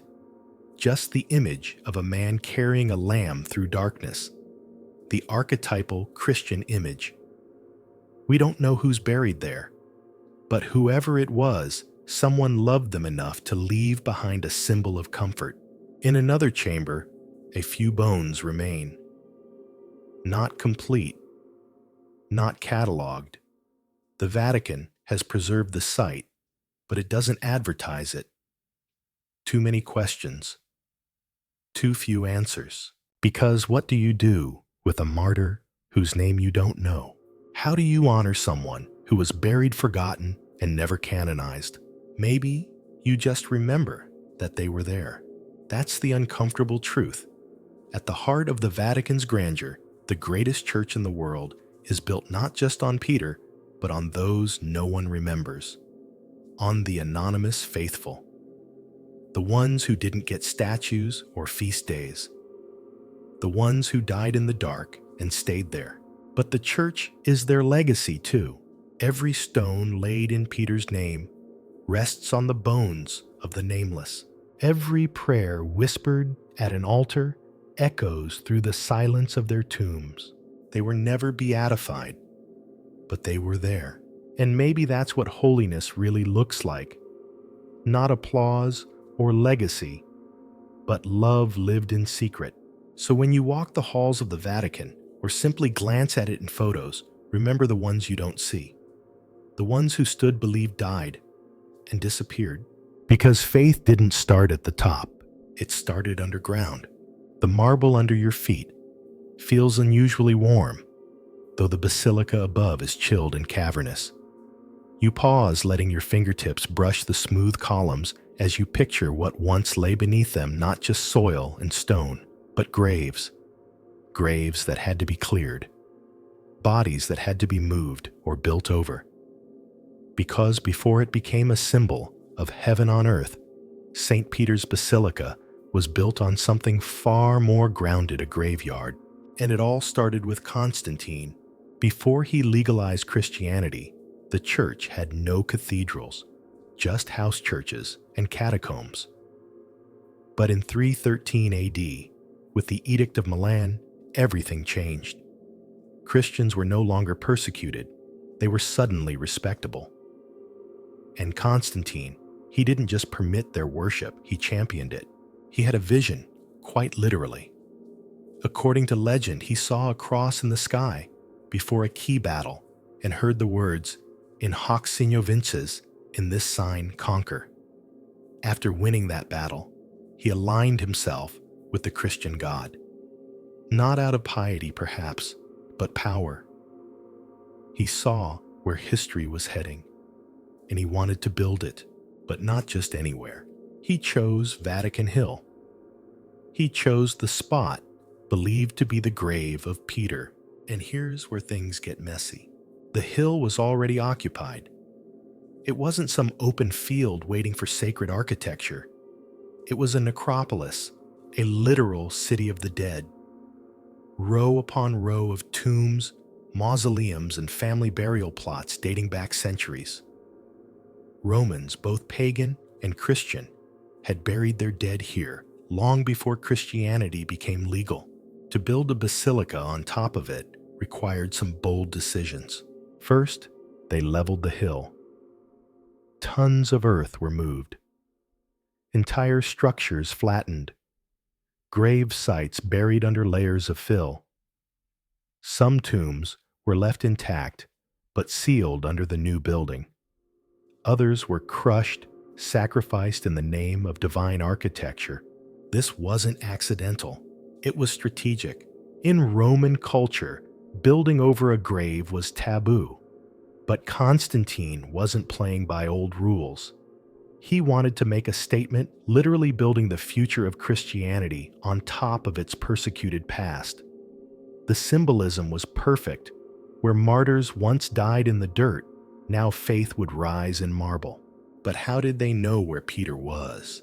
That's the question that still lingers. By the 4th century, traditions pointed to a spot near the old Tropeion of Gaius, a simple monument mentioned by a 2nd century Christian. It stood near the red wall we've mentioned before. So, Constantine's engineers took that tradition and ran with it. They built a confessio, a sunken space beneath the altar, where pilgrims could approach Peter's supposed tomb. Above that, an altar, and above that, a basilica that would stand for over 1,000 years, but not without consequences. In building the basilica, Constantine destroyed or buried dozens of other tombs. Some were pagan, others Christian. We don't know most of their names. Their graves were used as fill, their bones scattered or entombed beneath the new flooring. Many were never properly reburied.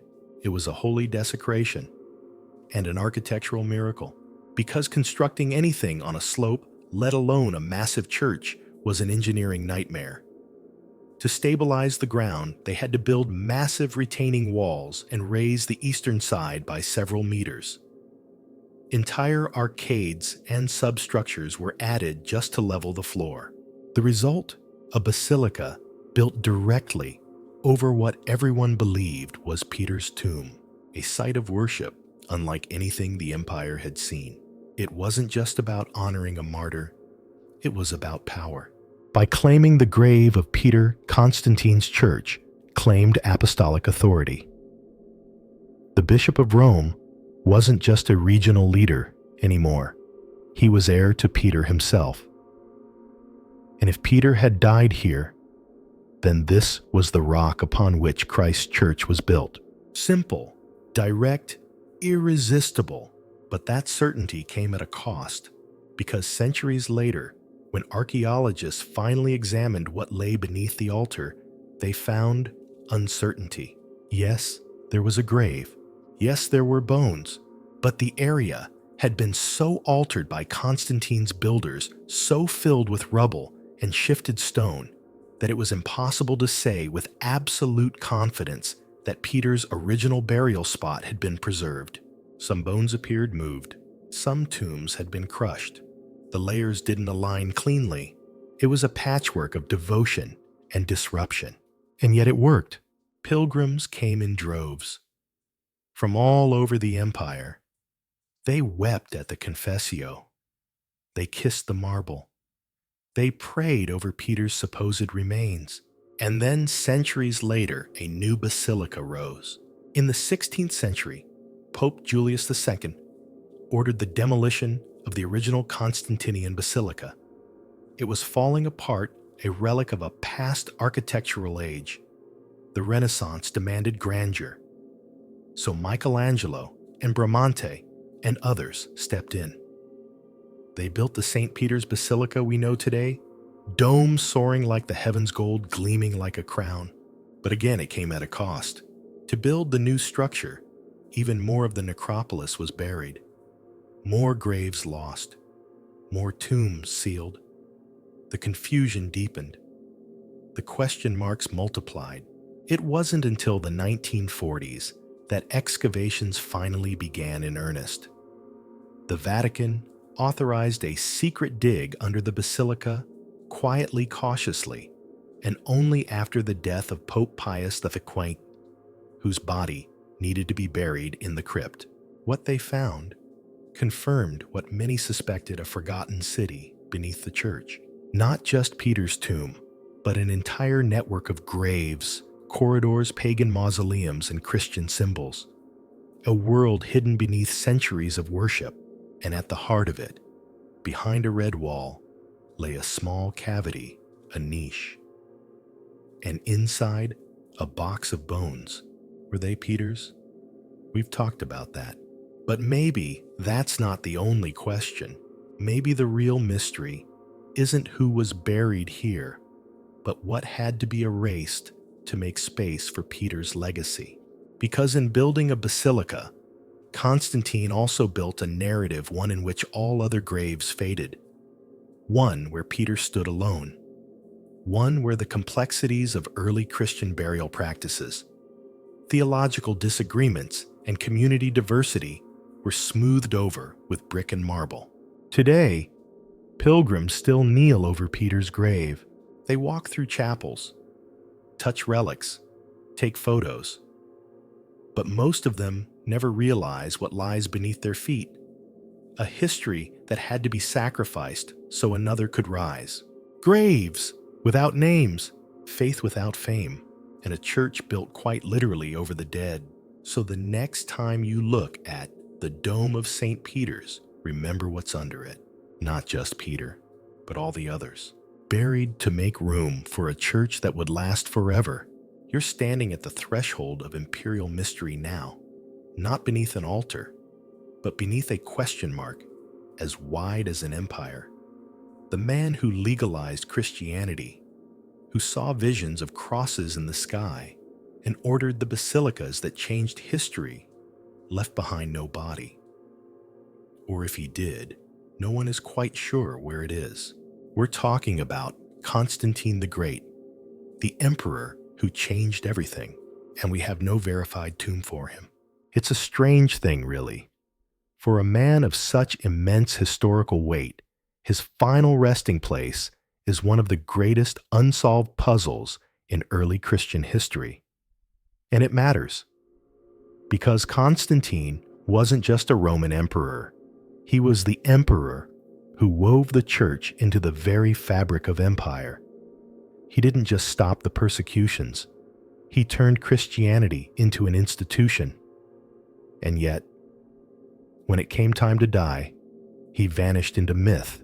Or did he? Let's start with what we know. Constantine died in 337 AD, likely of illness, while preparing for a campaign in the East. He had waited until the very end of his life to be baptized, a common practice at the time, based on the belief that baptism washed away all sin. Better to receive it close to death when you had less time to mess things up again. After his baptism, he supposedly wanted to be buried in Constantinople, the glittering new capital he'd founded in the East, named after himself, of course. There he had ordered the construction of the Church of the Holy Apostles, a magnificent structure designed to house not just the relics of saints, but his own tomb. In his vision, Constantine wouldn't just rest beside the apostles, he would become one of them. His tomb was placed in the center of the 12 symbolic sarcophagi, one for each apostle. The layout was deliberate. He stood at the center of sacred authority, surrounded by the spiritual titans of the early church, even if their actual bones weren't present. That alone tells you something about his ego, or his ambition, or maybe both. But here's the problem. That church, the Holy Apostles, no longer exists. It was destroyed by the Ottomans in the 15th century, and the Fatih Mosque now stands in its place. The church was in ruins even before that crumbling due to earthquakes and neglect. By the time of its final demolition, the imperial tombs inside had either been looted, moved, or destroyed, and Constantine's sarcophagus gone. No official grave, no confirmed relics, no preserved body. There is one contender, a massive red porphyry sarcophagus, royal purple stone, the kind reserved for emperors, now sits in the Vatican museums. For years, it was believed to be Constantine's, but that theory has mostly been abandoned. Scholars now say it likely belonged to his mother Helena, who was revered as a saint and famous for her relic hunting trip to the Holy Land. So where is he? Some believe his remains were destroyed in the chaos of Constantinople's decline. Others think they were moved, perhaps hidden, to protect them from relic thieves or desecration. A few fringe theories even suggest that his body never made it to the Church of the Holy Apostles at all, that he was buried elsewhere in secret, far from the politics of Byzantium. One theory posits that Constantine may have wanted to be buried in Rome. After all, it was still the symbolic heart of the empire. Perhaps in the original St. Peter's Basilica he funded, perhaps near the martyrs he honored, but there's no evidence of that. No tomb, no inscription, no bones. And the Vatican, silent on the matter. There's no mention of Constantine's remains in their official inventory of relics. No hidden crypt with his name etched in Latin. No shrine for the man who made their very existence possible. It's almost as if Constantine has become invisible. Why does it matter? Because burial wasn't just about honoring the dead. In the ancient world, it was about legitimacy. To build a church over Peter's bones was to claim apostolic authority. To house Constantine's body was to declare imperial blessing. The Church of the Holy Apostles was a statement. The emperor was part of the sacred narrative now. And without the body, that statement loses some of its punch. There's also something deeply human about this mystery. We love to know where important people are buried.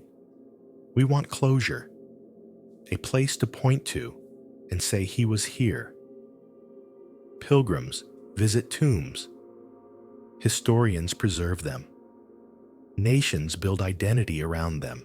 But Constantine, he just fades into shadow. And maybe that's the irony. The man who made Christianity legal, who turned a persecuted religion into an imperial force, now drifts in the very kind of anonymity the early martyrs endured. Peter gets a basilica. Paul gets a marble sarcophagus. But Constantine, the emperor who built those basilicas and elevated the church into power, he's just missing. Some have called it poetic justice. After all, Constantine's legacy is complicated.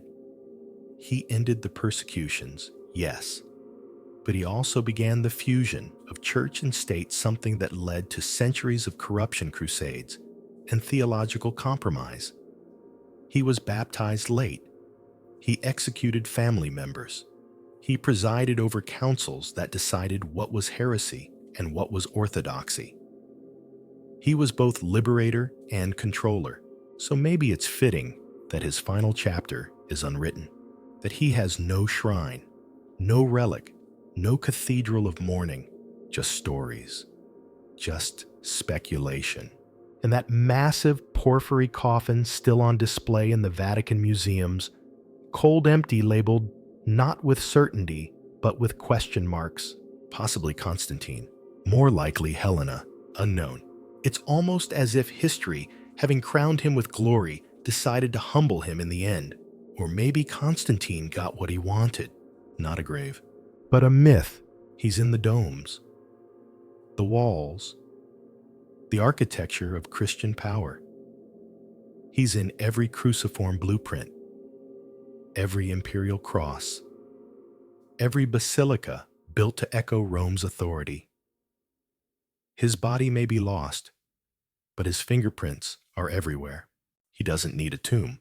He built the church itself, and whether that makes him a saint, a usurper, or something in between, that's still up for debate. The air down here feels different, thicker somehow, like it's holding its breath. You're deep under the basilica, again, standing before an odd structure tucked between mausoleums. Not grand, not gold, just a block of brick and marble painted once in a faded red, nestled beside a wall no taller than your waist.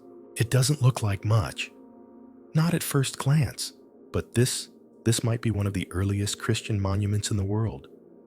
A tropaeon, a victory marker, a shrine not to a battle or a general, but to a fisherman named Peter.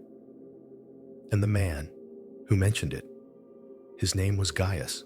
We don't know much about him.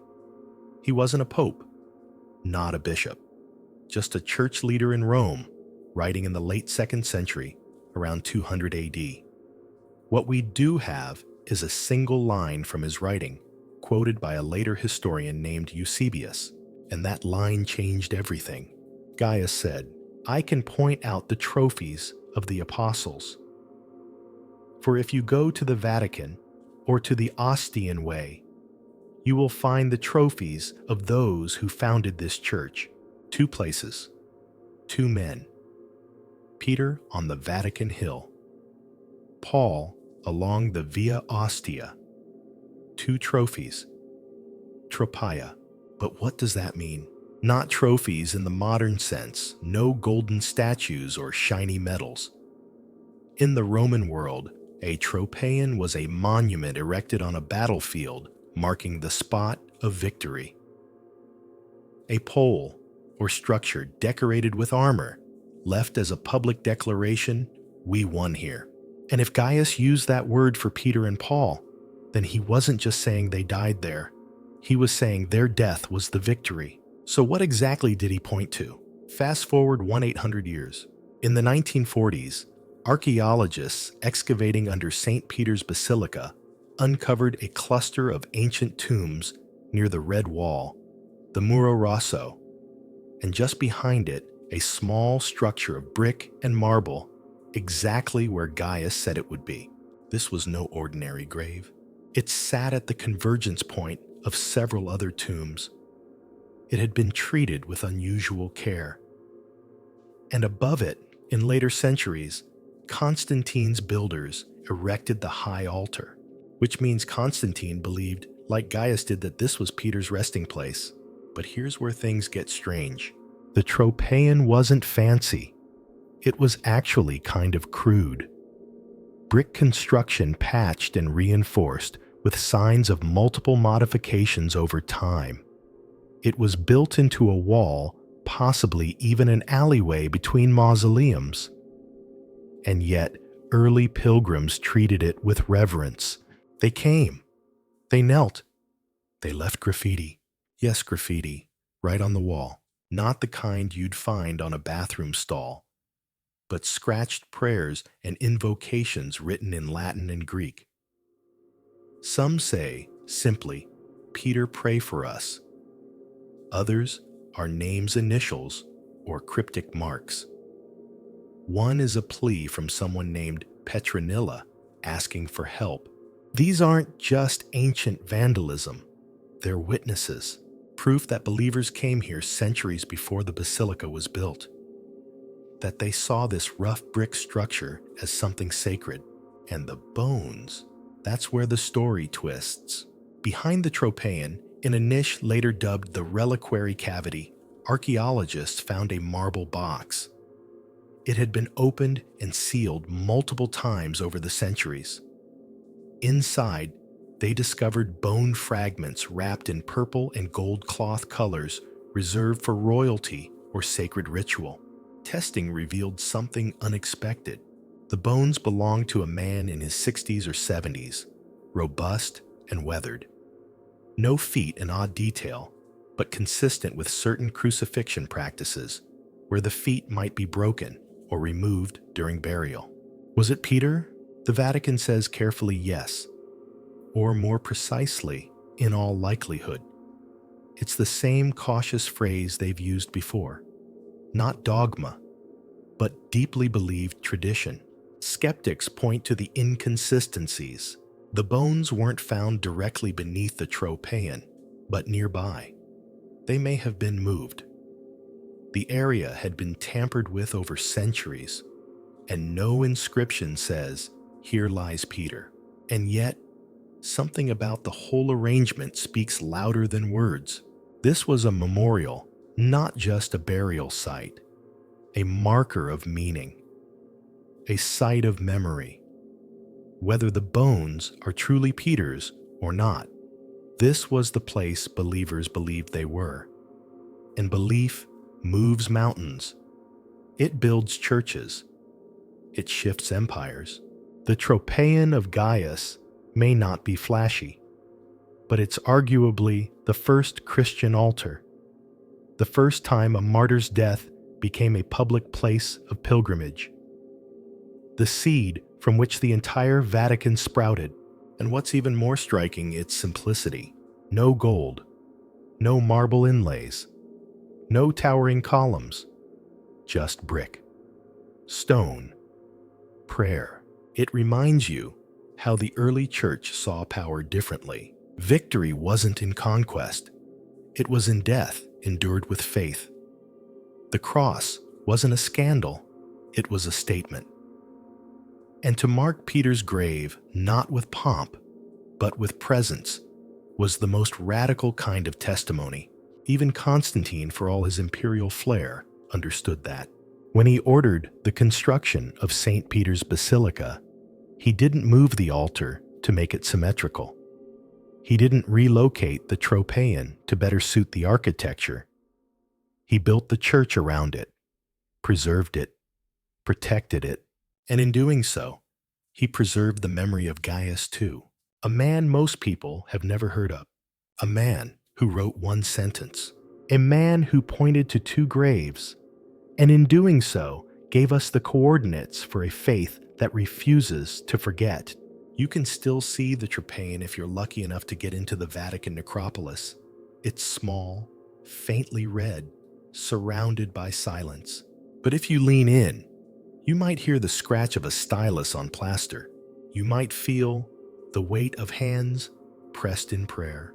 You might see not just bricks and bones, but something far stranger. Victory, not the kind that crowns kings, the kind that makes empires tremble. There's a door inside the Vatican you're not supposed to notice. No flashing signs, no velvet rope. Just a modest entryway tucked beside a corridor, where only those with special clearance or a very good reason are allowed to enter. Behind it lies one of the most quietly controversial rooms in the entire city-state, the Vatican Relic Chamber.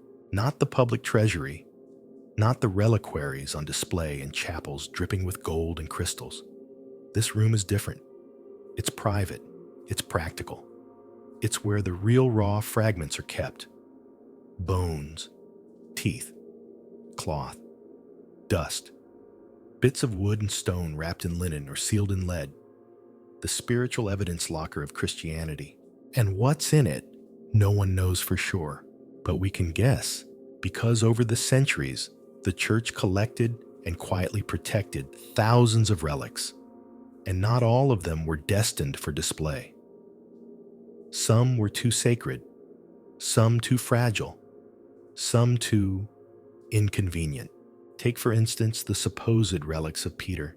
We've talked about the bones discovered behind the red wall, the ones wrapped in royal cloth and stored in a marble niche. They were tested, examined, and eventually declared cautiously as likely belonging to the apostle himself. But there's a detail. Rarely mentioned, those weren't the only bones found. During the excavations beneath the basilica in the 1940s, archaeologists found other remains, human bones scattered in nearby chambers. Some belonged to women, some to children, some clearly ancient, others harder to date. What happened to them? Most were cataloged and stored. Some were quietly reburied. A few were sent to museums. But others might have found their way into this relic chamber. Not because they were definitively holy, but because they couldn't be ruled out. And the Vatican doesn't throw things away. Now let's zoom out. The Church has always categorized relics into three classes. First-class relics are physical remains of saints' bones, hair, blood. Second-class relics are objects the saints used: robes, sandals, rosaries. Third-class relics are items that touched either of the above, often cloths pressed against a tomb or bone. The Vatican has all three in droves. We know about the big ones, the lance of Longinus, said to have pierced Christ's side, housed in St. Peter's Basilica. The veil of Veronica, supposedly bearing Jesus' face, tucked in the Vatican treasury. Fragments of the true cross embedded into altars across Rome. But there are other lesser-known relics, ones that don't make it into glossy Vatican tour brochures. A piece of papyrus said to contain Paul's handwriting. A rusted chain believed to have held Peter in Mamertine prison. Fragments of garments attributed to early popes long before papal robes became fashion statements. And bones, so many bones, each labeled, archived, often sealed in reliquaries shaped like crosses, busts, or even miniature chapels. Some are enshrined in elaborate displays. Others are hidden in drawers, quietly aging under layers of bureaucracy and incense. And not all of them are authenticated. That's the uncomfortable truth. While some relics come with centuries of documentation, letters, papal decrees, public veneration, others are based on tradition passed down through generations, often without firm evidence. In the medieval period, especially, the relic trade exploded.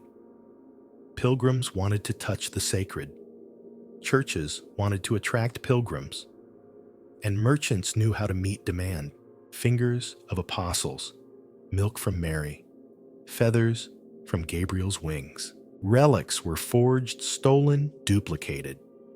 By the 12th century, it was said there were enough fragments of the true cross scattered across Europe to build a fleet of ships. The Vatican tried to keep order, issuing edicts requiring verification. But chaos always found a way, which brings us back to the chamber. Because even within the Vatican, not every relic is a sure thing. Some were donated centuries ago and quietly stored pending evaluation that never came. Others were sent by bishops from faraway lands wrapped in silk, stamped with seals, accompanied by hopeful letters that began, "We believe this to be the tooth of St. Bartholomew."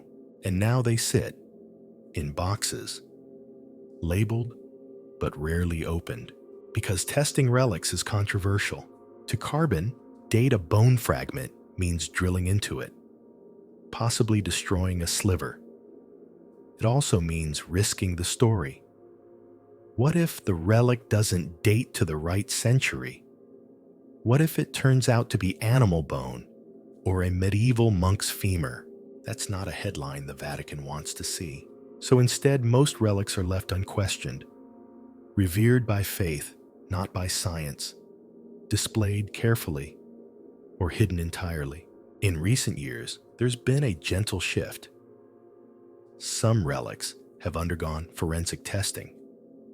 In 2013, Pope Francis publicly displayed what the Vatican identified as a relic of St. Peter IX, bone fragments housed in a bronze box, presented to him by the archaeologist who led the mid-century excavation. The gesture was symbolic, a handover of memory, a relic, yes, but also a legacy. Still, many remain skeptical. Could all of Peter be accounted for in 9 tiny fragments? What about the other pieces? What about the skull housed separately? What about the rumors of bones relocated during early basilica renovations? The Church doesn't encourage those questions. And then there's the unlabeled shelf, a Vatican rumor passed between archivists and whispered by those who've seen more than they were supposed to. An unmarked section of the relic chamber where items too complicated to catalog are kept. Fragments of writing on animal skin. Bones found in ambiguous tombs. Objects whose origins are unknown but whose aura is unmistakable. A clay cup with Hebrew inscriptions. A bronze key wrapped in silk. A nail charred black too large to be Roman. Too heavy to ignore. We don't know what these things are, or if they exist at all. But it says something that the idea persists, because the Vatican isn't just a library, it's a memory palace. And like any palace, it has locked doors, forgotten rooms, hallways where history stands perfectly still waiting to be named. So, what does it mean to have a chamber like this? Maybe nothing, maybe everything. Because relics aren't just about authenticity, they're about connection. Touching something that touched the sacred, holding a fragment of the past in your palm, feeling the silence of the dead echo through something that once was them. And whether or not the bones in that box are Peter's, someone centuries ago believed they were. Someone wrapped them carefully, prayed over them, hid them in stone, and now they sit boxed, shelved, and waiting. Not for proof, not even for prayer, just for someone to remember, because even the smallest fragment carries weight, and sometimes the holiest things are the ones we're not supposed to see. The basilica glows at night like a palace made of starlight, but you're not looking up. You're watching the floor, specifically a marble disc set into the center of St. Peter's Square. It's called the Wind Rose, and at first glance it seems like a compass, a decorative flourish for tourists to photograph while waiting in line. But like everything in the Vatican, it's layered. It points not just to direction, but to something deeper. Because beneath this square, beneath this geometry of stone, lies a complex that maps more than the earth. It maps heaven. Let's talk about Vatican symbolism. From the moment the first basilica was laid down by Constantine, every inch of Vatican architecture has been built with theological intent. It's not just a place of worship, it's a sermon in stone, a message encoded in domes, columns, pathways, and sight lines. And the message is always the same. You are at the center of the sacred. Start with the square itself. You stand in the middle of an enormous oval, framed by Bernini's sweeping colonnades, 284 columns arranged in 4 rows like arms reaching out to embrace the world. The architect himself called them the maternal arms of Mother Church. It's not just geometry, it's symbolic architecture. An invitation. Above you, 140 statues of saints look down. Not heroes, but intercessors. Their gaze isn't just decorative, it's instructional. This is a city of the dead, yes, but also of the living faith. You are being watched, not judged, witnessed. And then there's the obelisk. We've talked about it before, dragged from Nero's circus, planted dead center in the square. But have you ever noticed what surrounds it? A sundial. The stones embedded in the pavement form not just a pattern, but a literal calendar. At noon, the shadow of the obelisk marks the season on the marble markers. Equinoxes, solstices, holy days. Time itself bends to the center of the square. It's not just clever engineering. It's a cosmic message. This is the axis mundi, the axis of the world. A spiritual meridian line. A new Rome, not only of earth, but of heaven. Which brings us to the church itself. St. Peter's Basilica is shaped like a cross, of course. But not just any cross. It follows the Latin cross plan, with a long nave, shorter arms, and a rounded apse.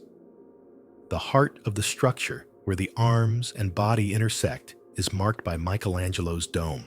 And what a dome. Rising over 400 feet into the Roman sky. It's one of the largest in the world. Inspired by the Pantheon. Copied by countless others. But more than architectural marvel, it is a theological lighthouse. From its center, you can look straight down through a shaft of light to the main altar. From that altar, you descend through the confessio, the sunken niche beneath it, to the level of Peter's tomb. Its vertical symbolism. Earth to heaven, heaven to earth. Christ to Peter, Peter to Pope, Pope to people. You're standing on a spiritual ziggurat, a pyramid of theology. And the levels don't stop there. Beneath Peter's tomb lies the necropolis. Beneath the necropolis lies the ancient clay of the Vatican Hill. Each layer tells a story. Each floor covers the bones of the one before it. Each height a proclamation. The church rises from the grave. And here's where it gets even stranger. Look at the geography. The basilica doesn't face the traditional orientation. Most ancient churches point east toward the rising sun symbol of resurrection. But St. Peter's faces west, toward the setting sun, toward dusk, toward Rome. Why? Because Constantine wanted the altar placed directly over Peter's grave. That meant flipping the plan. East wasn't the priority anymore. Peter was, and so even the sunrise had to move. More symbolism, more meaning. This entire city is a cosmic cathedral, echoing not just scripture, but astrology, geometry, myth. The colonnades mirror the arms of a sundial. The basilica reflects Solomon's temple, The 12 apostles appear over and over again. 12 windows, 12 statues, 12 sections of mosaic. Nothing is accidental. Even the floors are alive with coded messages. Mosaics show biblical scenes, but look closer, and you'll see references to medieval papal victories, saintly miracles, and the triumphs of Christendom.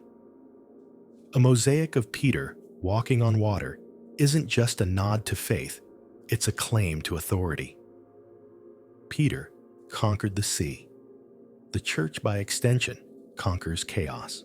The floor becomes a canvas of legitimacy. And under that canvas, bones, always bones, because the Vatican is built not just on theology, but on remains. Every axis, every line, every dome is anchored in burial. This is not accidental. It is sacramental geography. In Catholicism, relics matter. Proximity matters. To be buried near a saint, especially Peter, is to be blessed. That's why popes are interred near the basilica's foundation.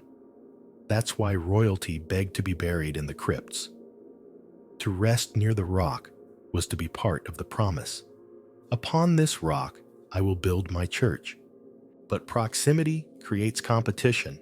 Over time, layers of tombs were added, floors raised, crypts shifted. The old Constantinian floor lies nearly 20 feet below the current one. Entire chapels have been swallowed by time. Staircases once open to pilgrims are now closed to all but clergy, and beneath them, the bones of bishops, martyrs, forgotten saints. Like an archaeological lasagna, the Vatican has built up over centuries, each layer representing a new theological, architectural, or political moment. And every time a pope wanted to leave his mark, he built deeper or higher. Nowhere is this more visible than in the baldacchino, the massive bronze canopy over the main altar. Designed by Bernini, it rises like a fusion of forest and throne twisting columns, reaching to the dome above. But its base, anchored into the very bones of Peter, symbolism again, always. The church doesn't just kneel at Peter's tomb, it grows from it. Even the artwork leans into the message. You'll find mosaics of Peter handing keys to Jesus, not the other way around. Statues of popes with halos, paintings of the Vatican bathed in divine light, and always at the center of the message power rooted in bones. But here's the catch. For all its grandeur, for all its symbolism, the Vatican is also a place of doubt, of cracks, of questions hidden beneath the beauty. Because symbolism, however precise, is still interpretation. A compass rose can point to heaven or away from truth. A dome can draw the eye upward or distract it from what lies below. And in the Vatican, that tension is everywhere. Is this a city of God or a city built on human remains? A declaration of faith or a monument to forgetting? Maybe both. Because symbolism doesn't answer questions. It invites them. It whispers. And beneath the marble, the whispers continue. You climb higher now, spiraling up narrow stone steps until the dome of St. Peter's towers above you, like a second sky. The light shifts as you ascend from the dim flicker of votive candles to the glow of the open heavens. And as you step out onto the rooftop, Rome stretches before you like a tapestry of time. But you're not here for the view. You're here for what stands above the altar, above the bones, above centuries of worship and speculation. The cupola, Michelangelo's masterpiece. It soars upward like a prayer frozen in stone. From the ground floor of the basilica, it looks majestic. From here, it's overwhelming. You can feel the pressure of the structure, the centuries behind it, and the weight of what it represents. Because this dome isn't just architectural brilliance, it's a claim. And like all Vatican claims, it's layered in meaning and mystery. Let's talk about the dome itself. Michelangelo took over the project in 1546. when he was already in his 70s. He didn't live to see it finished, but his design defined it double-shell construction, inspired by the Pantheon and Brunelleschi's dome in Florence. It was the tallest in the world at the time, and still one of the tallest today. On the inside, just beneath the base, you'll find an inscription in shimmering gold mosaic. Letters 7 feet tall. TVS Petrovis et Sviper Hanc Petram edificabo, Ecclesiam meam. You are Peter, and upon this rock I will build my church. It's not subtle. The dome doesn't just crown the basilica, it quotes its justification. Everything from foundation to lantern hangs on those words. But let's ask the question few dare to voice out loud. What if Peter isn't actually buried beneath it? What if the tomb was misidentified? What if the red wall is just a wall? What if the bones aren't Peter's at all? What happens to the dome then? To the basilica? To the church? The short answer is nothing. The long answer is more interesting. Because the idea of Peter, the symbol of Peter, is just as important as the body. The rock isn't just a grave, it's a story. And the Vatican, if it's anything, is a place that tells stories with stone. That mosaic inscription, it isn't for Peter, it's for you. The visitor, the pilgrim, the skeptic, the believer. It's a visual homily preached to the sky. You are Peter.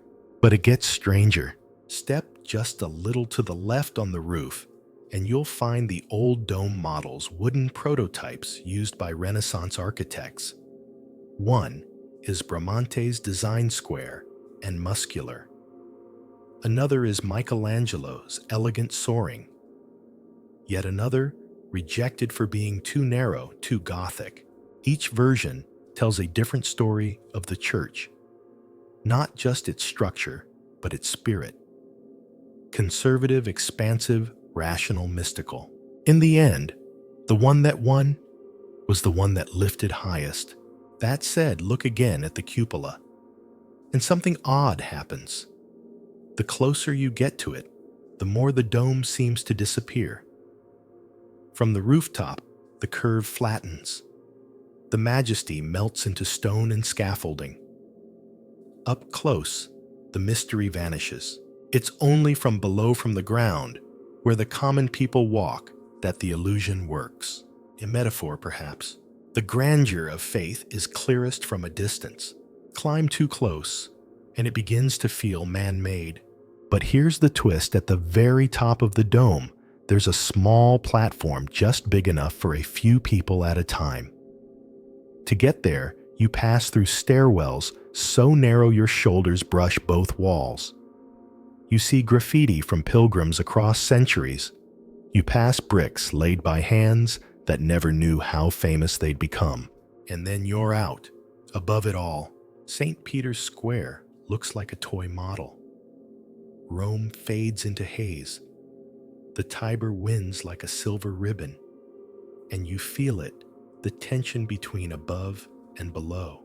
Because now, standing atop the dome, you're both a part of the church and outside of it. You see it all: the pageantry, the power, the pomp, the grandeur, the graveyards, the basilica that says in every line and every stone, we are eternal. And yet, you know that somewhere down below lie questions still unanswered. You remember that Peter's bones were debated for decades before any pope dared to say these are his. You remember that relics have been moved, lost, misidentified, that tombs have been destroyed to make space for new floors, that some stories were chosen to be told while others were buried.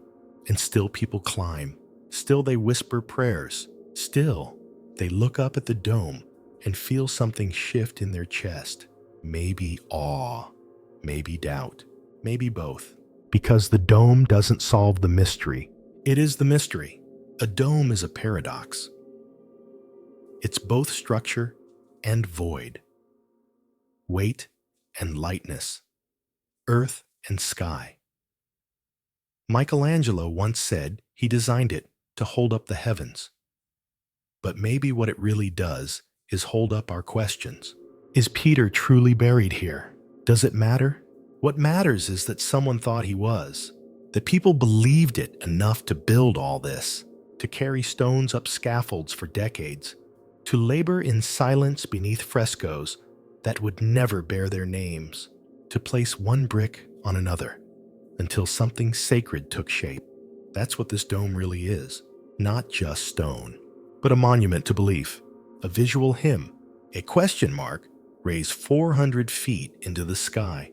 So as you descend the dome, step by step, back into the body of the church, you begin to understand something subtle but enormous. This place isn't built on answers. It's built on faith. Faith that Peter died here. Faith that the church has meaning. Faith that bones matter. Faith that from a fisherman's martyrdom, something eternal can rise. And even if the foundation shifts, even if new evidence appears, or the bones prove false, or the graffiti fades, the dome will still stand, because the Vatican was never just about what's buried. It's about what we choose to build above. The light dims as you descend again, this time into a chamber that very few see, even among the privileged. A place whispered about in guidebooks, vaguely referenced in interviews, often misnamed by tourists as the Vatican tombs. But this is not just a crypt. It is the Quo Vadis, the Vatican grottos, a layered world of popes, princes, and secrets buried beneath centuries of silence. This is where the popes go to sleep.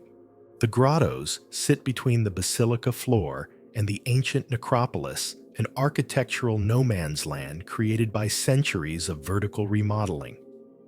It's not catacombs. It's not quite modern.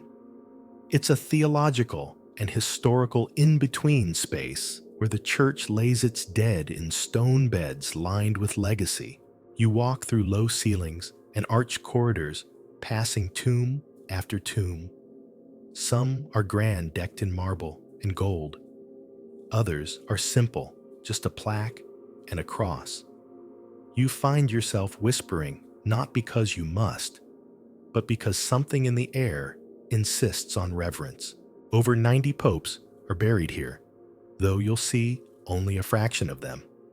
Some lie in chapels, others in wall niches, still others in stone coffins without names, only numbers recorded in ledgers hidden from view. Pope John Paul II was once buried here before his remains were moved to the basilica above after his canonization. Pope Paul VI rests here, still in a tomb as plain and understated as his papacy. But not all graves are equal. Some popes rest beneath magnificent sculptural reliefs. Others are entombed in near anonymity. The reasons are complex theological modesty, papal politics, historical reputation. One pope's greatness is another generation's embarrassment. Over time, even tombs fade from favor. Then you come to the most famous of them all, or rather, the most debated, the tomb of St. Peter. This, after all, is the reason the grottos exist. The whole basilica, the dome, the baldacchino, all of it was built to mark this grave. And yet, when you finally see it, the simplicity is shocking. No glowing reliquary, no triumphant sculpture, just a niche, a cavity in a wall partially obscured by layers of architectural evolution. A small, fenced-off space with a humble plaque that reads, Petris Eni. Peter is here. Is he? Maybe. Probably. Possibly. We've talked about the evidence. The red wall, the bones, the trepann, the cautious Vatican announcements, the archaeological silence that followed. It's all there. And yet standing in front of it, the ambiguity still echoes louder than the marble. And that's the paradox of the grottos You're surrounded by the dead, and yet you feel the weight of their uncertainty. Some tombs have been moved multiple times. Some inscriptions were added long after the bodies were buried.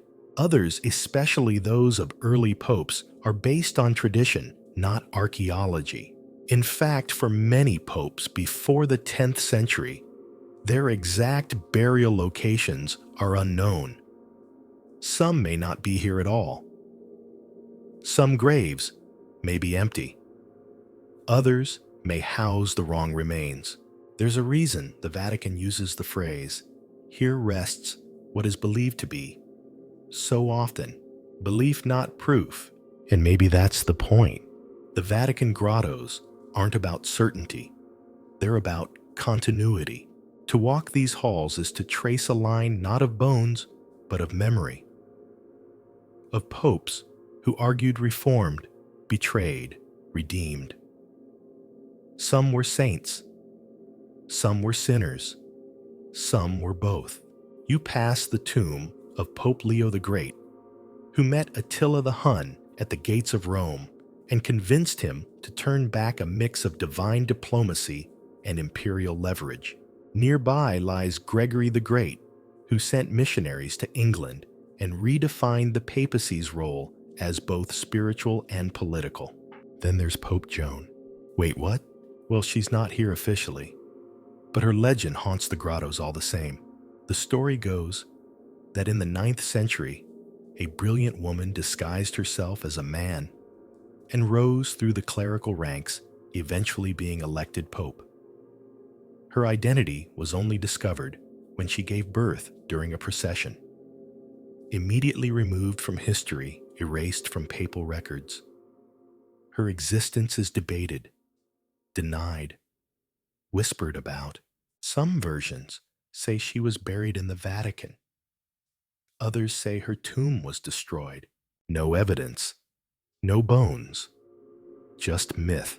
And yet many visitors find themselves peering a little closer at the unlabeled tombs, at the ones with smoothed-over inscriptions, at the spaces that feel just a little too quiet, because in the Vatican, the line between history and legend is as thin as a veil.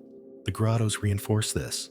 They contain tombs of popes whose deeds are still debated, of men who presided over schisms, sanctioned inquisitions, launched crusades, sold indulgences, and also of men who reformed, reconciled, and revived the church. The full moral spectrum lies buried here. Above them, the Mass continues. Pilgrims kneel, choristers sing, cardinals gather. But down here, time freezes. You could be in 2025 or 925. The names, the stones, the low murmurs of prayer, they blur together into a long, uninterrupted hush. And if you listen closely, you begin to hear a question. The basilica never asks, but the grottos always do. Who gets remembered, and how? Is it enough to be buried near Peter? Is it enough to have your name carved in Latin? Or does true remembrance come from something else? From action, from witness, from stories passed down in the voices of those who refuse to be silenced? Because not everyone in the Vatican grottos chose this legacy. Some were entombed here out of necessity, some out of politics, some out of reverence, but all now rest beneath the church they helped shape, sometimes for better, sometimes for worse. And perhaps the greatest mystery of the grottos isn't who is buried here, but who isn't. The missing popes, the lost saints, the women, the early martyrs buried before basilicas were even imagined. And somewhere deeper still, the unnamed faithful, those believers who carried the church on their backs, who never wore a mitre or held a scepter, but whose graves now prop up an empire of faith. Their bones lie beneath the popes, their stories forgotten, their presence still here. So as you ascend once more, leaving the grottos behind, you carry that silence with you. The knowledge that beneath every gilded cross is a coffin, that beneath every song of praise lies a chorus of the dead, and that for all the marble, the Vatican is still a tomb, beautiful, mysterious, echoing, and still very much alive. You step into a smaller chapel, now one that's rarely mentioned in guidebooks, but hums with tension. It's tucked within the Vatican, not beneath it, and it doesn't house relics or tombs. What it holds instead are secrets in plain sight. This is the Room of Tears, the chamber where each new pope goes immediately after being elected before stepping onto the balcony to greet the world. It's a small red-draped space just off the Sistine Chapel. Modest furniture, a mirror, vestments in 3 sizes small, medium, large, because the conclave can never be sure who's going to walk in. The moment is quiet and surreal. One moment, you're a cardinal. The next, you are the pope. And they cry. Many do. Hence the name. Because in that instant, between the vote and the appearance, between identity and office, a man confronts the full weight of centuries. The weight of Peter. The dome. The keys. The blood. The bones. All of it. He sees himself reflected not just in the mirror, but in the legacy of all who came before. Some saintly, some corrupt, some forgotten, some mythologized.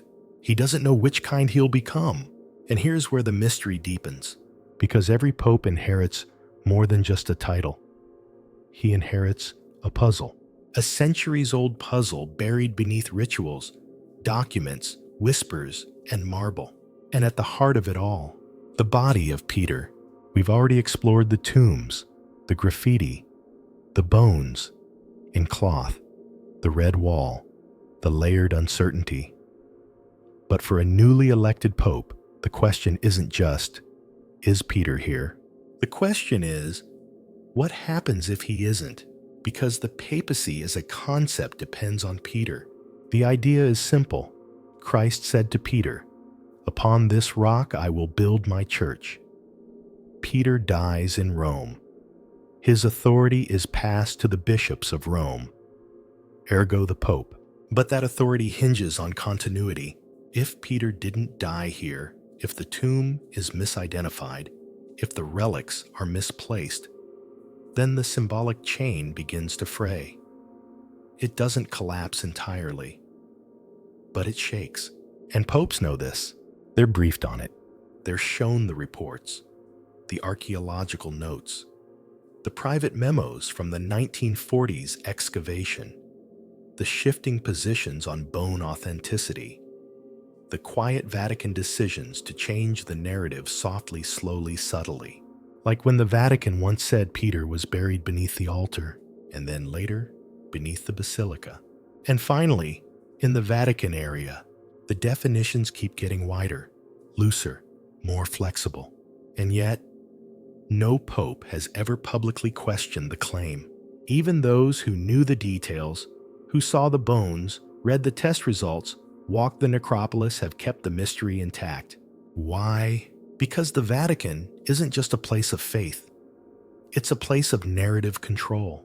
And Peter's story is too central, too loaded, too woven into the fabric of Catholic identity to be unraveled.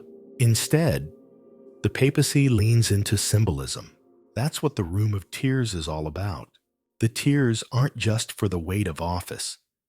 They're for the realization that the church itself is a paradox, a spiritual institution built on human remains, a divine authority resting on an unprovable tomb, and popes must hold both truths with reverence and resolve. That tension extends beyond the Room of Tears. Consider the pallium.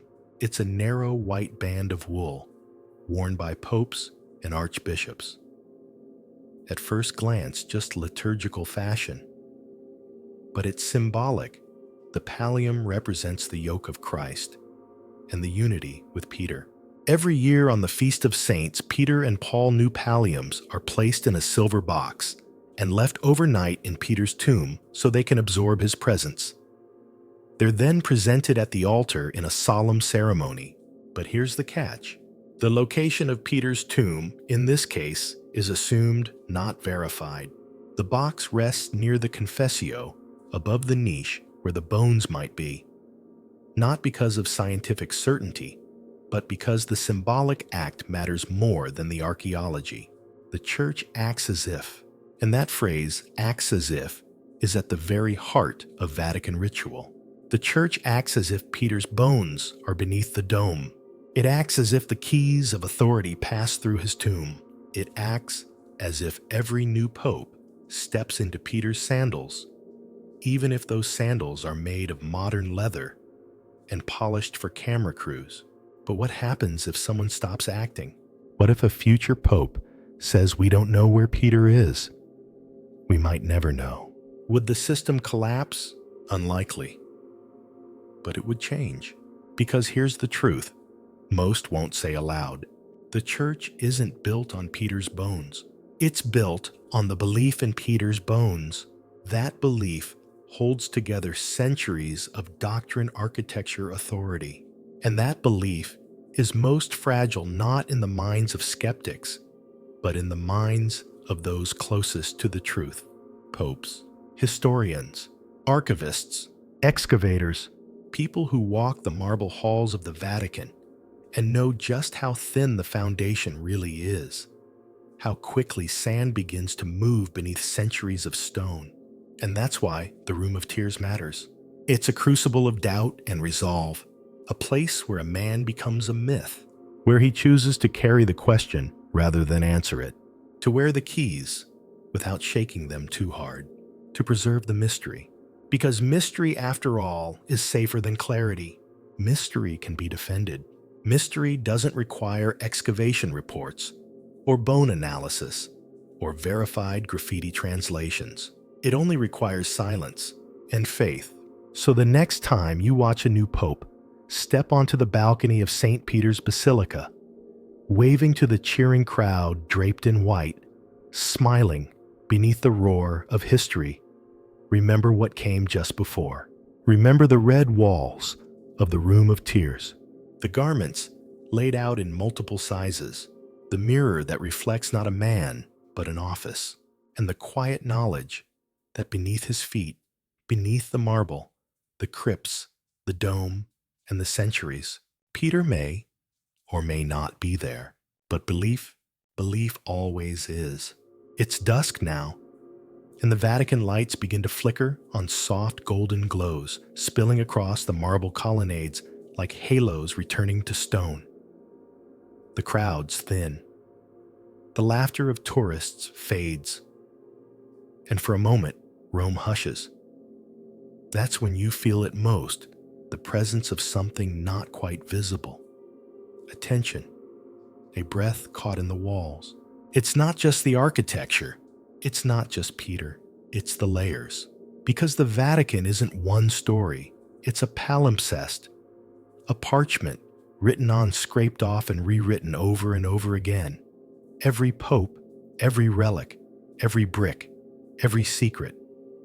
And at the heart of those layers lies something deeper than stone, a battle between what the church wants you to see and what it's quietly protecting. Let's talk about the forbidden areas. The Vatican is full of locked doors. Most are mundane utility closets, clerical offices, archives with nothing but financial records. But some are rarely entered. Some are only whispered about in hallways and footnotes. Take the Archivio di San Pio V, a sub-archive containing diplomatic secrets from the Reformation era. Off limits for decades. Rumored to contain private letters between popes and kings, deals struck to burn books or bribe bishops. No one outside the Vatican has seen all of it. Or the Sala delle Reliquie, Rifiutate, the Room of Rejected Relics, an unofficial name, of course. But the story goes that this is where objects with dubious authenticity are stored. Bones sent by distant parishes, fragments of saints with no known record, A thumb labeled St. Thomas with a question mark written in faded Latin. No tour guides mention this room. No official catalog includes it. And yet, the rumor persists. Then there are the sealed stairwells. During restoration work in the 1980s, workers in the Vatican gardens stumbled upon a staircase sealed behind a false wall, one that led beneath the old palace kitchens. It ended at a chamber filled with ash-broken amphorae and the faint remains of a mosaic floor. Was it part of the old necropolis, a forgotten burial vault, and an ancient Roman storeroom? The Vatican said nothing. The stairs were resealed. Move on. There's always a reason. Preservation, security, sanctity. But sometimes silence isn't protection. Sometimes silence is strategy. And nowhere is that silence louder than in the case of the Sede Stercoraria. The what? It's a bizarre relic of medieval papal coronations, a marble chair with a hole in the seat. Yes, really. The legend goes like this. After the scandal of Pope Joan, the woman who supposedly disguised herself as a man and was elected pope, the church instituted a new ritual. When a new pope was chosen, he was made to sit on this chair while a cardinal reached underneath and declared testiculos habetet bene pendentes. He has testicles and they hang well. It sounds absurd and possibly apocryphal, but here's the strange part. The chair exists, two of them in fact, both in Vatican possession. One resides in the Vatican museums rarely shown. The other, older, cruder, is kept in storage, its provenance murky. They're listed as ancient birthing chairs, a tidy explanation, but the measurements, the context, the ceremonial descriptions, they all point elsewhere. The Vatican's official position? No comment. They neither confirm nor deny the story, which is Vatican speak, for we'd rather not talk about it. And maybe that's the most Vatican thing of all. They never say, this didn't happen. They say, let us focus on what matters. But what does matter in a place built on bones and belief, on hidden staircases and locked vaults? How do we tell what's important? Maybe by listening to what they won't say. Let's circle back to the relics. We know that bones have been moved, that labels have changed, that Peter's skull is separated from his feet, that Paul's head is housed in a different church than his body, that fragments of saints are scattered across continents, often with no documentation, that nails of the crucifixion appear in 3 cities at once. Does this mean it's all a fraud? No. But it means that even the most sacred objects have biographies, stories of trade theft, duplication, mislabeling, and reinvention. And that means the truth is never simple. Even the graffiti wall, the one near Peter's alleged tomb, holds its own secrets. Some of the inscriptions were scratched over others. Some have been interpreted in wildly different ways. One phrase, Petros enai, has been translated as Peter is here, but other scholars argue it could mean Peter in peace, or even refer to a different Peter entirely. The Vatican selected the preferred translation. They had to. But beneath every certainty is a decision. And beneath every decision is a layer the Church doesn't want to scrape too hard. Which brings us to the final forbidden question. What else is buried under the Vatican that no one's told us about? There are maps. From early Christian sources, from medieval travelers, from 19th century explorers. Some mention subterranean chambers sealed with lead. Others claim that Pope Boniface VIII had a secret tomb built far from the others to avoid the curses of those he excommunicated. There are whispers of a second necropolis deeper than the one already explored. An older layer, possibly Etruscan, possibly pagan, possibly still untouched. But the Vatican won't dig, not because they can't, but because of what they might find. because sometimes finding the truth means dismantling the story. And the Vatican was built stone by stone on the strength of its story. So you're left with fragments, bones in boxes, doors without keys, labels that fade, maps that don't align, and in the middle of it all, the dome of St. Peter's shining like certainty, built over a mystery that may never be solved. Or maybe was never meant to be, because the Vatican isn't a place of answers. It's a place of faith in the absence of them. And maybe that's enough. Or maybe it's what keeps the gates locked. The lamps are low now, casting long shadows on the cobblestones that wind around Vatican City's outer walls. The tourists are gone, the shutters drawn. You can hear the soft clack of a priest's shoes echoing through an inner courtyard, and for a second it almost feels like you've traveled back in time. Back to a Vatican before electricity, before modern cameras, before the internet, when everything was shadow parchment and silence. This is when the questions get louder, because with the public quieted, the internal Vatican machine hums to life. The offices of the Curia, the Congregation for the Doctrine of the Faith, the Swiss Guards' rotating watch, and deep within that system, a group you've likely heard of, but never really understood, the Jesuits. No discussion of Vatican mysteries is complete without them. They are the intellectual elite of the Church. Founded in 1540 by Ignatius of Loyola, the Society of Jesus, nicknamed the Jesuits, was created not just to preach or to serve, but to defend the Church through knowledge-logic debate and, if necessary, disruption. And over the centuries, they've become the Vatican's most loyal critics and its most strategic defenders. You'll find Jesuits in universities, in war zones and refugee camps, and deep within the Vatican.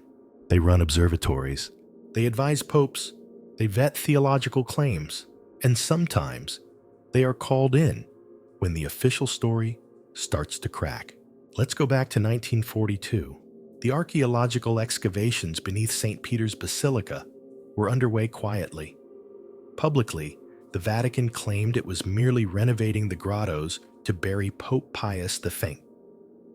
But in truth, a secret team had been tasked with uncovering the exact location of Peter's remains. It was delicate work, politically sensitive, spiritually explosive. And at the heart of that work, a small team of scholars, some lay-some clergy, and at least one Jesuit theologian working behind the scenes to interpret the implications. Because the Vatican wasn't just digging through soil, it was digging through doctrine, and the Jesuits knew that whatever they found, bones or no bones, would need to be theologically coherent. This wasn't Indiana Jones. This was institutional survival. If the excavations proved Peter wasn't buried there, the dome would still stand, but the mythic scaffolding might shake. So even before conclusions were drawn, the story was being shaped. Word choices softened, findings delayed, reports edited, and in the shadows, Jesuits provided the language of faith to cover the gaps, in fact, consistent with tradition, highly probable, worthy of belief. These phrases are Vatican gold, strong enough to satisfy pilgrims, vague enough to avoid contradiction. And yet the Jesuits didn't always agree with the party line. Take Father Antonio Ferrua, a respected Vatican archaeologist and a key figure in the 1940s excavation. For years, he refused to say definitively that the bones discovered behind the Red Wall belonged to Peter, even after Pope Paul VI publicly declared them venerated as those of the Apostle Ferrua held back. He wanted more testing, more clarity. He wanted truth, not convenience. And what happened? He was quietly sidelined from the public narrative. His name appears in the footnotes, his findings referenced, but his skepticism muted. It's the Vatican way, Disagreement is allowed behind closed doors. But once the official position is decided, unity is expected. Dissent is filed away. Sometimes, literally, Jesuit archives are among the most private in the Vatican system. Separate from the general archive. Separate even from the Pope's daily correspondence. What lies inside is unknown.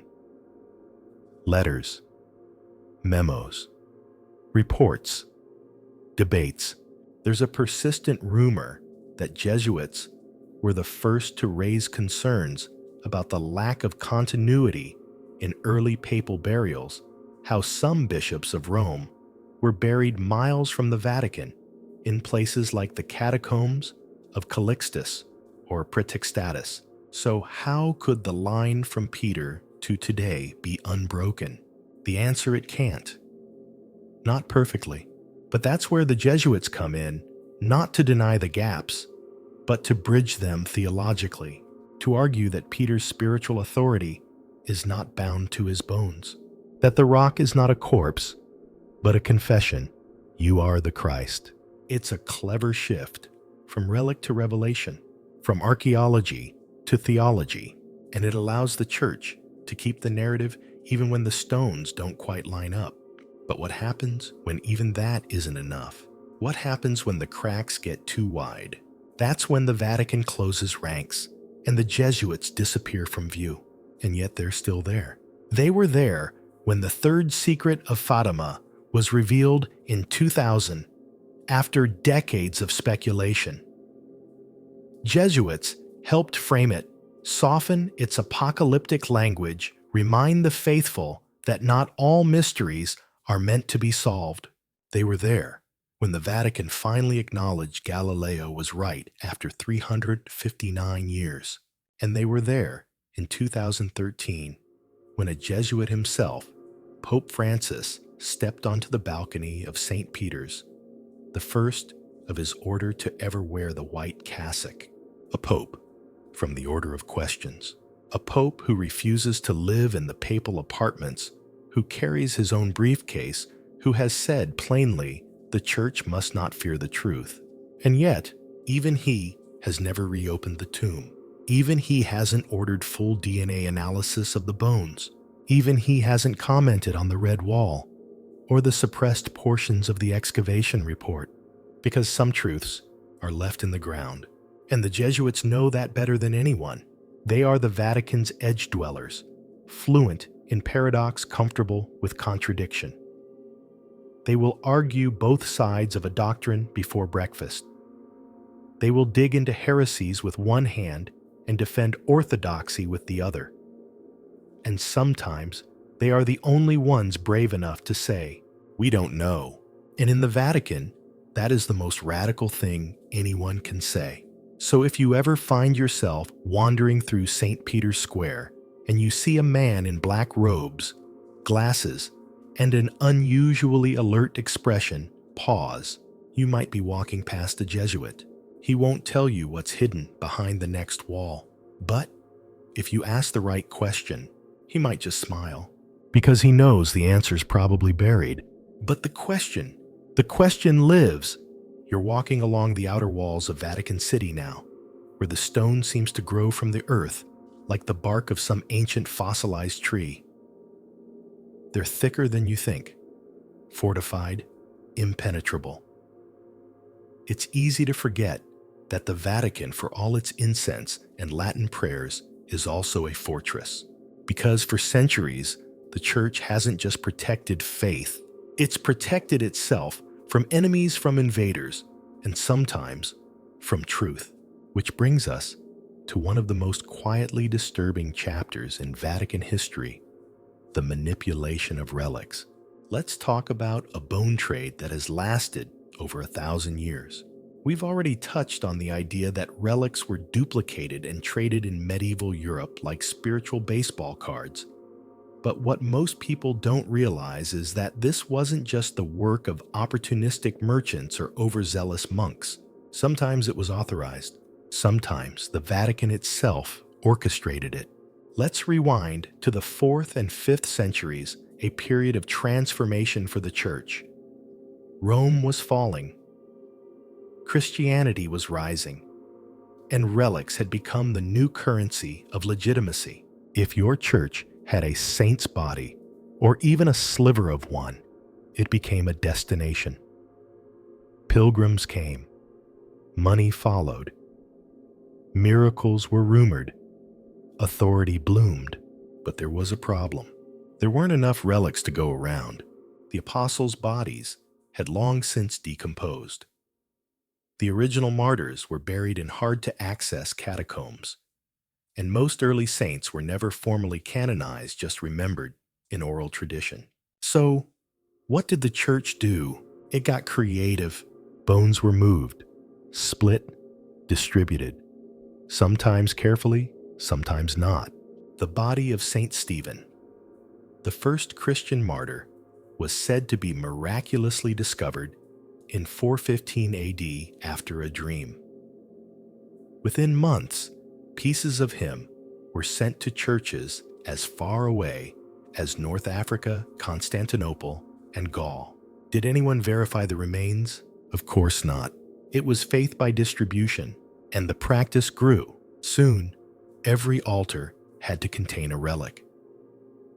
This wasn't symbolic, it was canon law.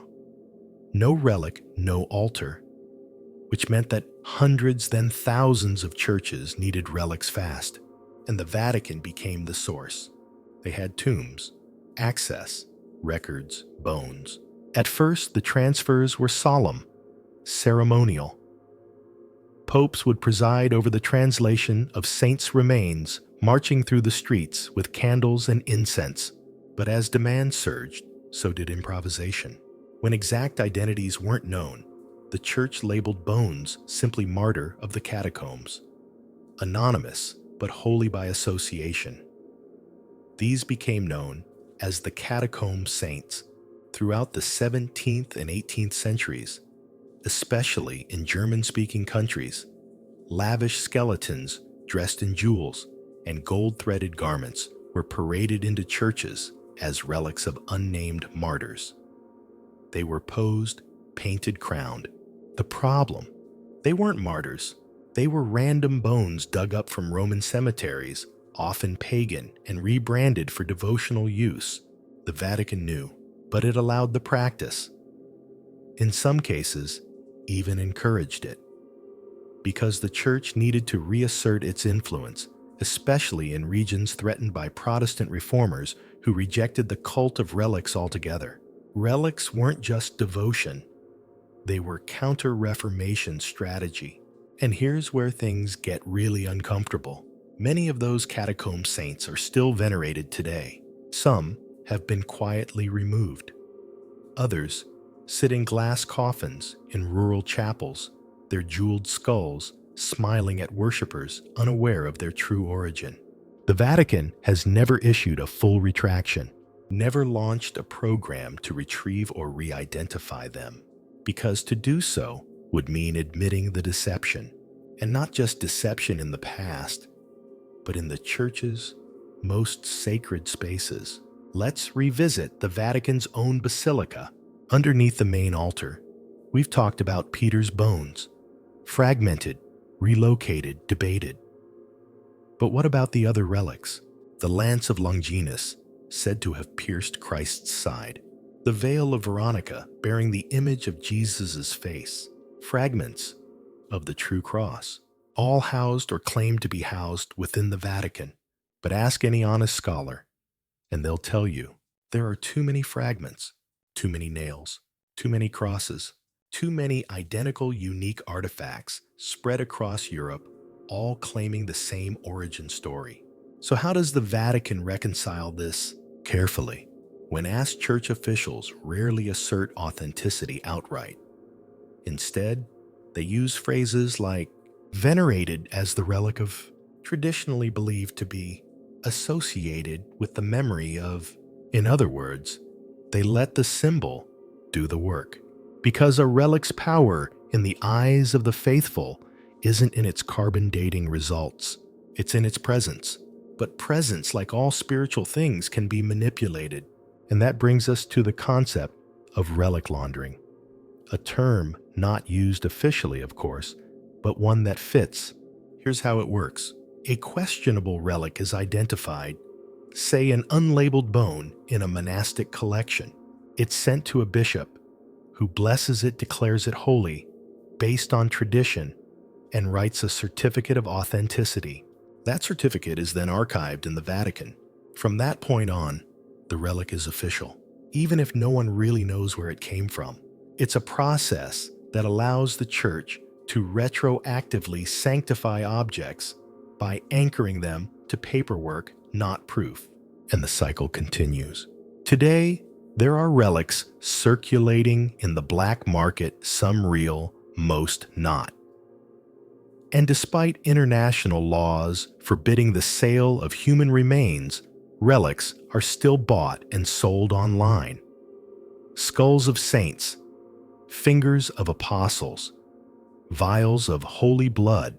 The Vatican condemns the practice but rarely intervenes, because to police relics, they'd have to admit just how muddy the trail really is. So they don't. They protect the illusion, and maybe that's what the Vatican has always done best. It preserves faith by curating memory, not facts, by choosing which stories to elevate, by allowing relics to speak in sacred metaphor, even if their biological roots are lost. And for the faithful, maybe that's enough. But for those who come to Vatican City seeking truth, the kind that can be carbon dated, cataloged, and confirmed, there's a chill that never leaves. Because the deeper you dig, the more bones you find. But the further you get from certainty, the deeper you go into Vatican history, the more you start to feel like you're walking through fog. Not because the facts aren't there, but because so many of them have been layered, softened, or smudged. And nowhere is this more apparent than in the Church's handling of the non-canonical Gospels, the forgotten, rejected, or deliberately erased writings that didn't make it into the Bible. These are the lost Gospels, and while they're not stored in a glass case beside Peter's tomb, their presence still echoes within the Vatican's bones. Let's start with the basics. The modern New Testament contains 27 books selected over several centuries from dozens, possibly hundreds of early Christian texts.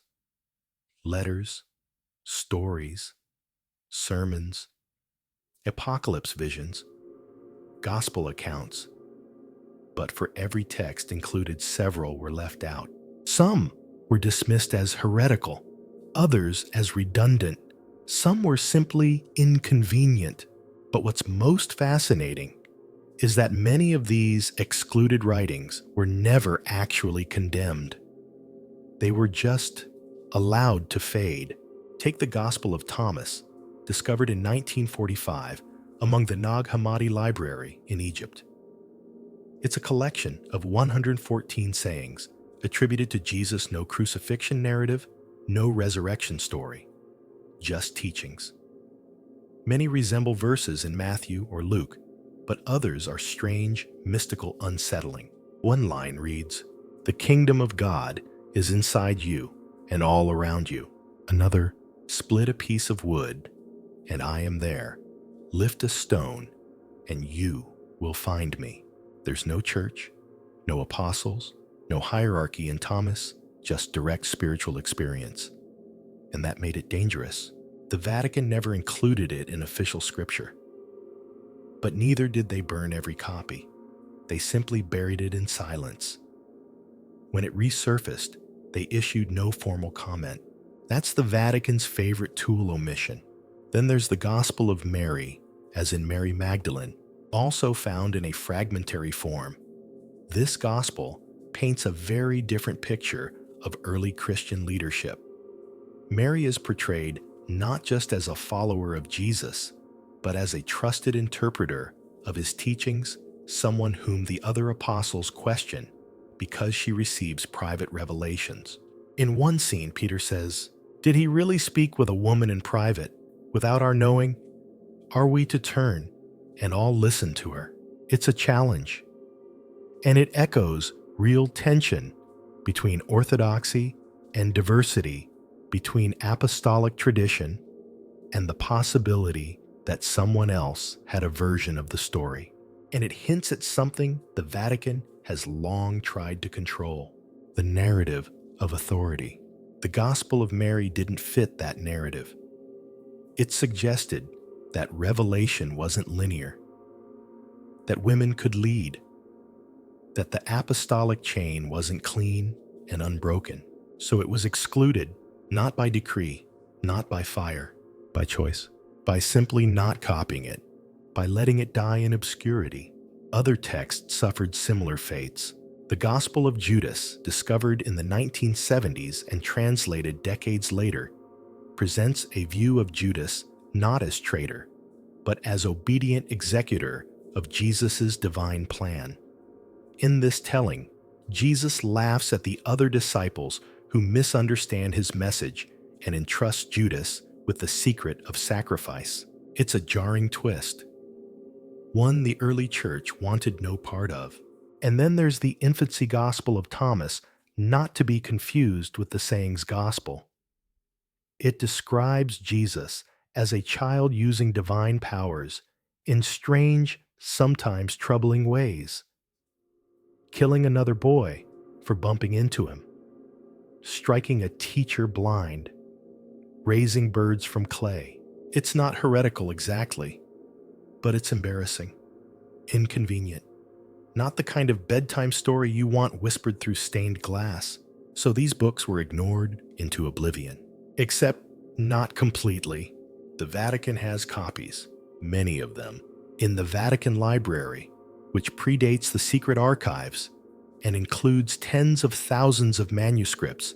There are full and partial versions of these apocryphal gospels, sometimes hidden under vague titles, sometimes annotated by scholars, sometimes marked caveat lector reader beware. The church never destroyed them. It just never gave them a microphone, which raises the question, why keep them at all? Because knowledge, even forbidden knowledge, is power. Because to truly control a narrative, you must know every version of it. And maybe deep down, because there's a part of the church that is still curious. Jesuits have studied these gospels. Popes have read them.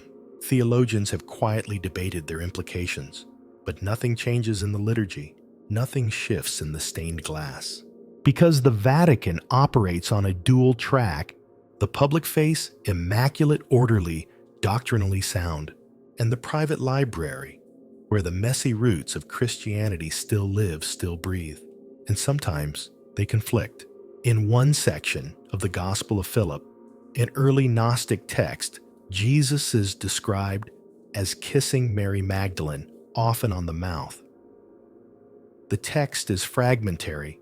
There are holes in the manuscript, but the suggestion is clear intimacy, not just between teacher and student, but perhaps something more. The church has spent centuries denying this possibility, yet the gospel remains housed, archived, and filed. Why not erase it? Because even institutions built on certainty have a shadow, and in that shadow lives the possibility that the early church was not uniform, that it was chaotic, diverse, disputed, that Peter may have led one branch, but Mary led another, that John taught mysticism, that Thomas wandered east, that Paul systematized, and someone else, somewhere, told a completely different version of the same story, one that never made it past the monastery gates. And if that's true, then the Vatican we know today is not the origin of Christianity. It's a curation, a selection, a story told with deliberate architecture and ritualized forgetting, not a lie, but not the full truth either. And maybe standing in the basilica, with incense in your nose and marble under your feet, you feel it, that unspoken current running beneath everything. The idea that the Vatican has always known more than it has told, and that somewhere in those quiet archives, in a drawer, labeled Apocrypha, are the fingerprints of a Christianity far messier and far more human than we've ever been allowed to see. Not heresy, just history. The Vatican doesn't end where the stone stops. If you keep walking past the walls, past the river, past the tourists clutching rosaries from gift shops, you eventually reach the other Rome, the older Rome, a city of ruins, forgotten chapels, and stories carved in broken Latin. And among those stories is one of the church's greatest unsolved riddles. What happened to Paul? We speak often of Peter, the rock, the martyr, the tomb beneath the basilica. But Paul, his legacy is just as foundational and just as mysterious.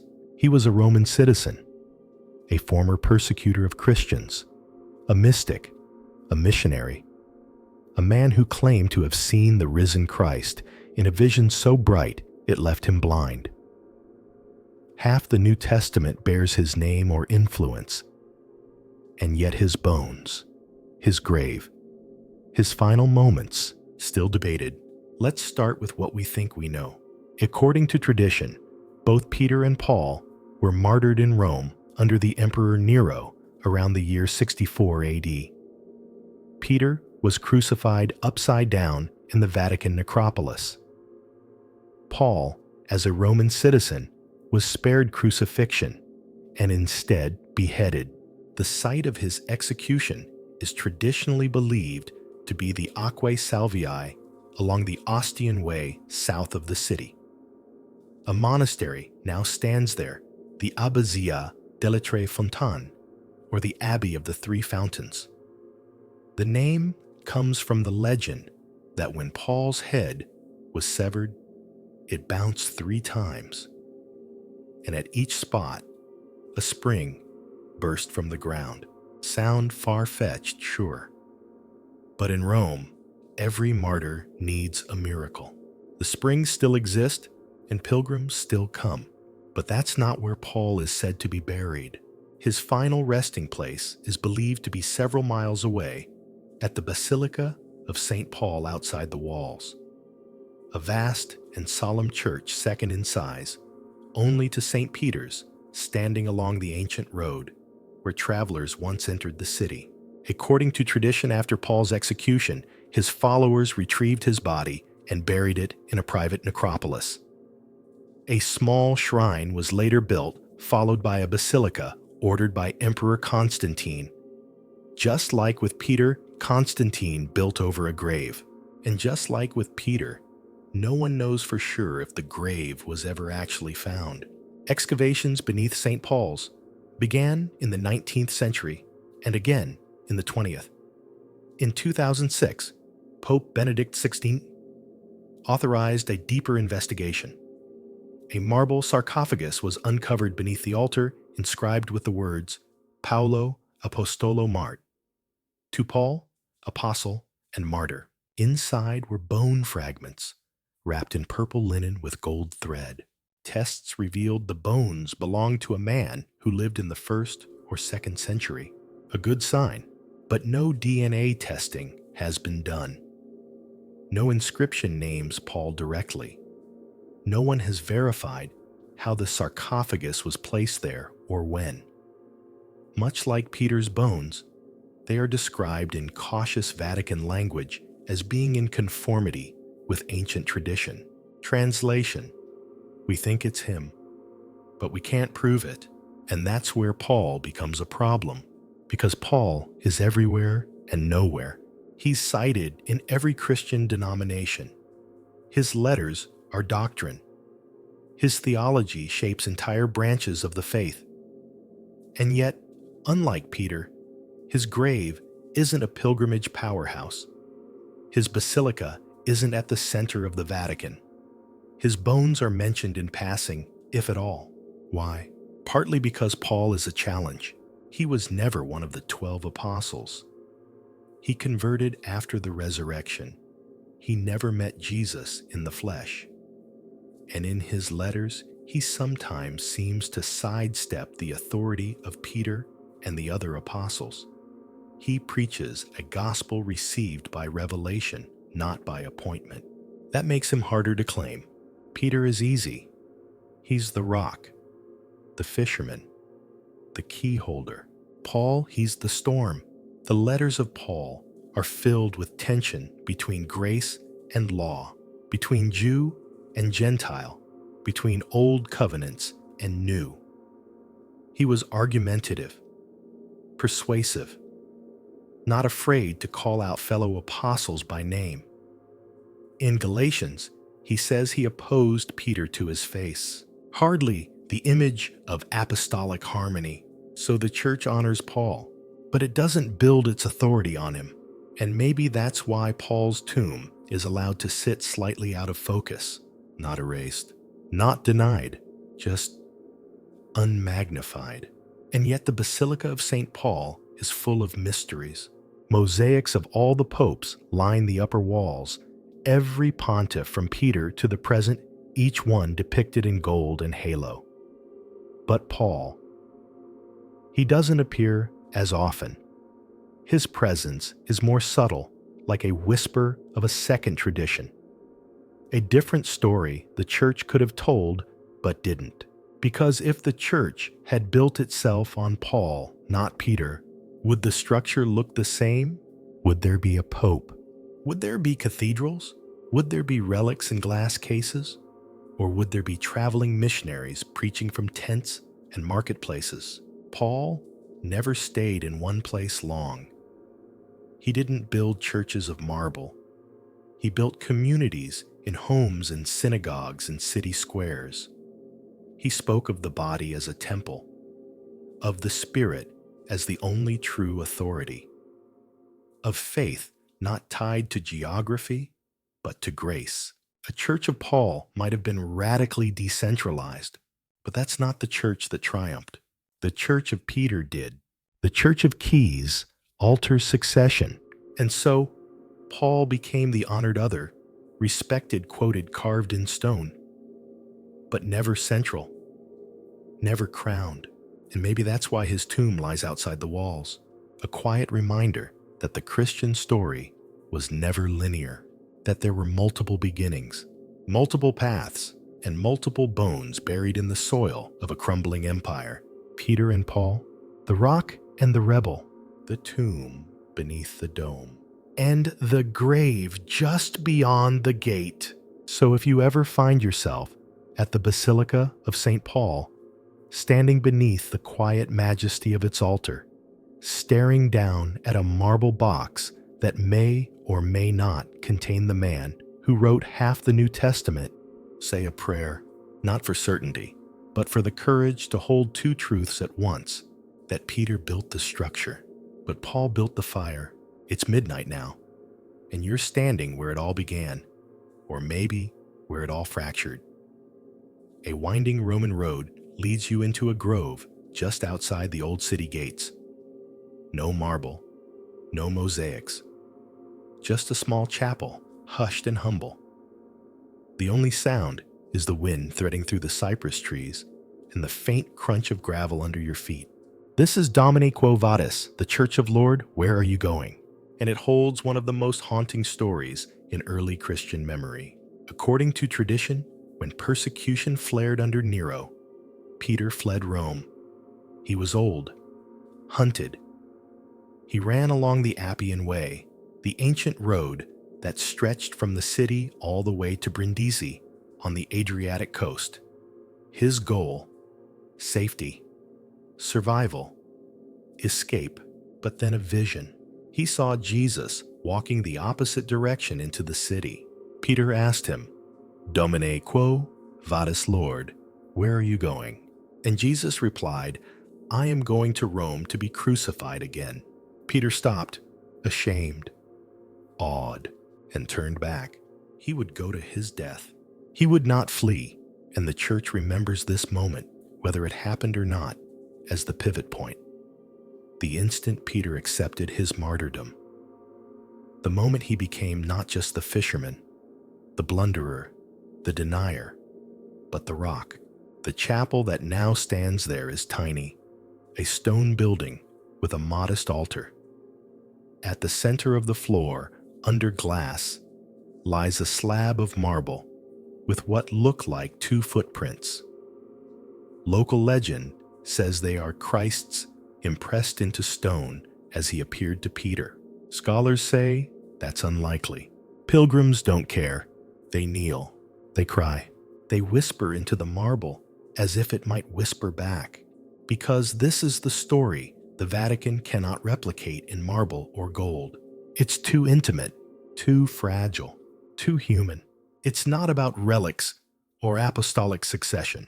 It's about doubt, about a man who ran and then turned back.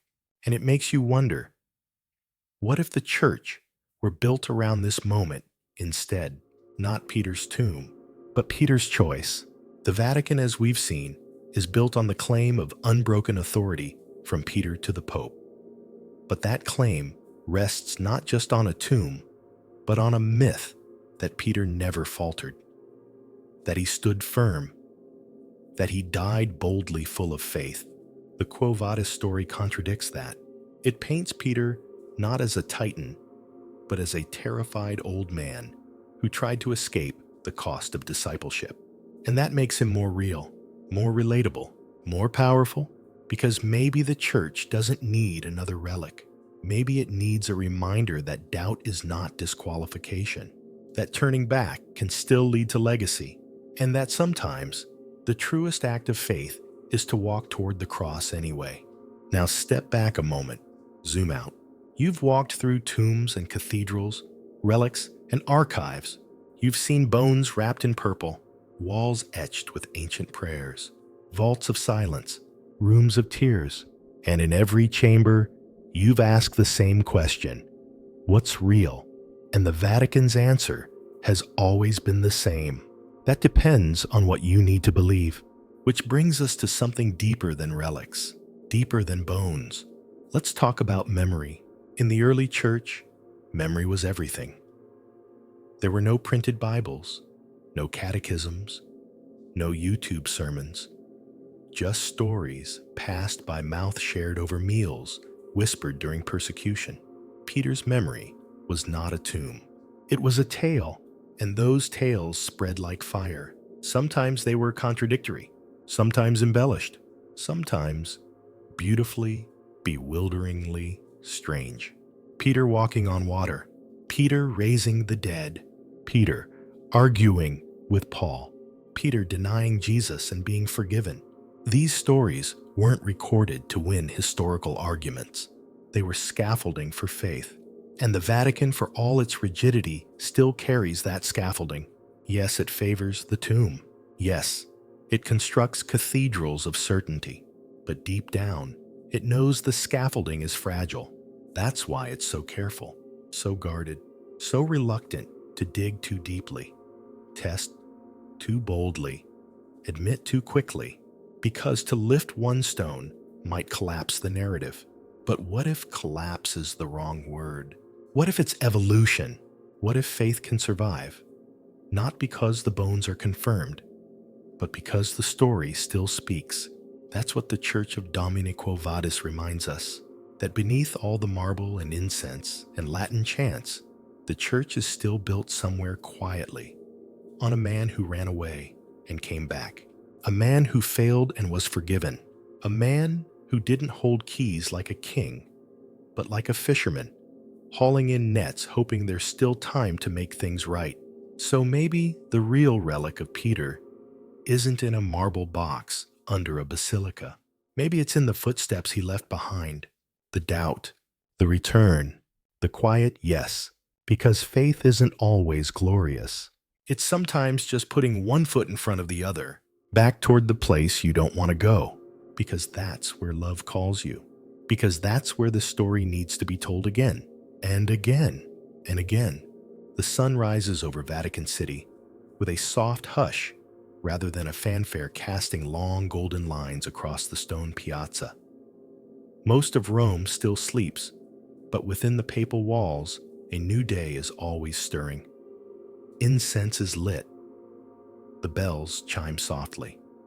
A priest whispers his first prayer of the day, and you're back in St. Peter's Basilica, One last time. This time, you notice something strange. Even though you've walked these halls, descended beneath these floors, and touched the edges of history's most enigmatic tomb, you're not really sure what you've found. Bones, yes. Answers, not exactly. But you found something more elusive: the church's capacity to believe itself into existence. Let's be honest. St. Peter's is a masterpiece of architecture, but it's also a stage set. Every fresco, every statue, every Latin phrase engraved in gold is part of a grand theological performance, and the role of Peter's central casting. Upon this rock, I will build my church. The church has taken that line and turned it into a civilization. But what does it mean to build anything on a rock that might not even be there? What does it mean to pass down authority from a man whose tomb remains debated, whose bones remain questioned, whose historical footsteps are blurred by centuries of theological retouching? It means that truth here is woven, not nailed down. That the Vatican was never designed to answer your questions. It was designed to hold them, to absorb your doubt, to echo your wonder, to bury your suspicion under layers of silence and beauty and incense until even you forget what you came here looking for. And that's not necessarily deceit. It's design. This is a church that thrives on mystery. The mystery of the Eucharist, the mystery of the Trinity, the mystery of Peter, because mystery leaves room for faith, for hope, for memory. Certainty, that's brittle. Mystery that lives forever. So let's revisit the bones one last time. The Vatican says they belong to Peter. 9 fragments, male, aged, wrapped in royal cloth, found near the red wall, stored for centuries in a marble niche, hidden, then found, then revealed, then declared carefully to be worthy of belief. But what if they aren't his, Ishar? What if they belong to a 2nd century martyr, a Roman aristocrat, a humble believer whose name was lost? Would it change the story? Yes and no, because the church is not built on the bones. It is built on what those bones mean.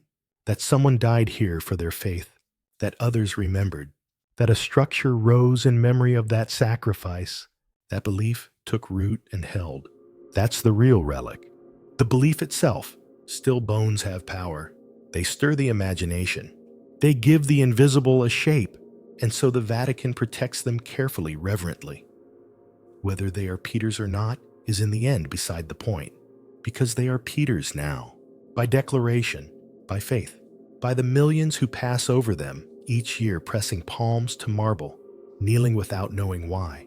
You've walked those same steps, and maybe now you understand the paradox that even in the face of ambiguity, belief can still be holy, still powerful, still worth preserving. But let's not end with certainty. Let's end with questions. Questions the Vatican quietly lives with. Questions it dares not answer.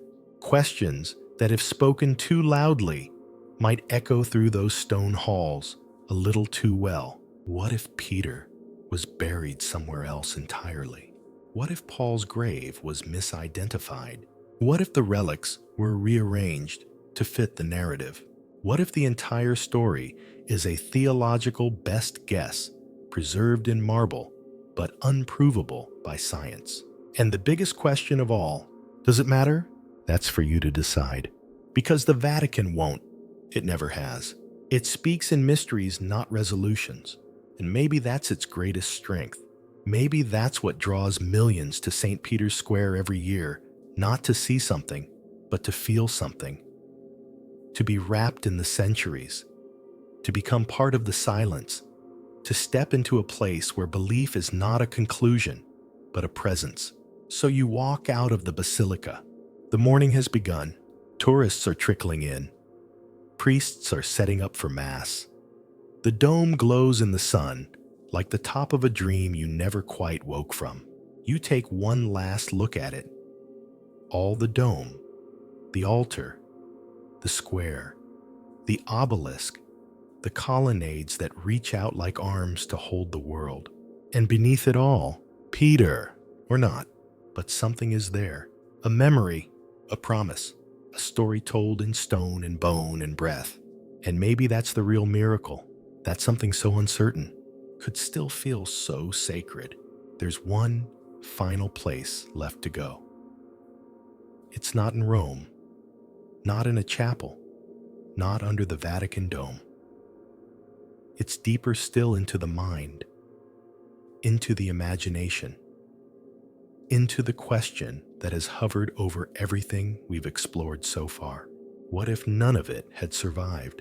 What if Peter's tomb had truly been lost forever?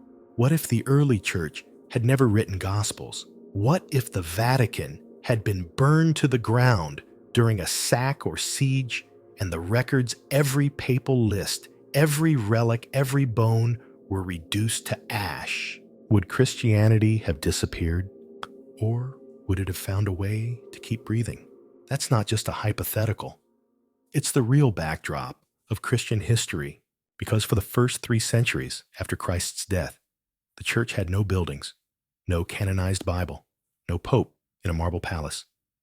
It had memory, songs, letters, secret symbols scratched on tomb walls, a fish drawn in dust, a broken loaf passed in candlelight. Faith held not in structures, but in stories. And if you really want to understand the Vatican, you have to remember this. It is not the origin of the church. It is its survival strategy, a response to chaos, a shell built around the ember to protect it. So let's imagine for a moment that everything had gone differently. No Constantine, no basilica, no relics preserved, no apostles canonized. What would faith look like? Would it die? Or would it look a little more like it did in the beginning? Fragile, hidden, passed from hand to hand like contraband hope. The truth is, Christianity was never meant to be an empire. It began as a whisper, a quiet revolution in the hearts of the broken, a message spoken not in cathedrals, but in prisons, not in Latin, but in tears. And Peter, the man we've spent so much time following, wasn't just a bishop. He was a fisherman. He wasn't buried in marble. He was likely thrown into a hole. If we believe tradition, he was crucified upside down, his blood soaking into the same Roman earth that now sells postcards with his face. So what does it mean to search for his bones, to crawl through Vatican tombs, to catalog every femur and rib fragment? It means we're human. It means we long to touch what we believe in, to see it, to feel it, to know it's real. But faith at its core is about living without proof. And the Vatican, despite all its grandeur, still knows this. That's why it guards the bones so carefully. Not because they prove anything, but because they help people believe something. And belief once held becomes a kind of relic itself. So let's ask one more time. Is Peter really buried under the basilica? The answer is maybe, possibly, probably. But more importantly, enough people believed he was to build an entire world around it. That belief laid stone upon stone. That belief whispered to popes and emperors. That belief built domes and wrote catechisms and sent missionaries across oceans. That belief marched, crusaded, repented, reformed. And sometimes it forgot itself, but it never stopped building. And now, here we are 20 centuries later, still standing over that same question mark in the marble, still leaning down, still listening for a voice in the dust. Because the real question isn't whether Peter's bones are there. The real question is whether you can hear his echo. Can you feel the weight of someone who failed and kept going, who doubted and still believed, who ran and then returned? Because if you can feel that, then you've already found the relic. It's not in a glass case. It's not wrapped in purple cloth. It's the part of you that wants to believe, even in the dark, even without answers, even when the tomb is empty. That's what the Vatican protects. Not just Peter's bones, but the idea that people like Peter, people like you, can still be the rock something sacred is built on. Even now, even here, even if you're not sure, especially if you're not sure. So, before you leave this story behind, take one last look at the dome. Let it fade into the morning sky. Let the bones lie silent. Let the questions breathe. And carry with you the strangest relic of all, a mystery you're willing to live with.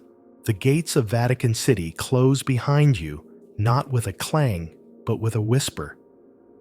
You've left the basilica. You've stepped out from beneath the dome. The marble is behind you. The relics are behind you.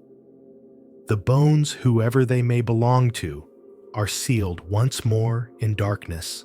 And yet, the Vatican stays with you, not as a place, but as a presence. Because here's the strangest part of all, you didn't just visit a city.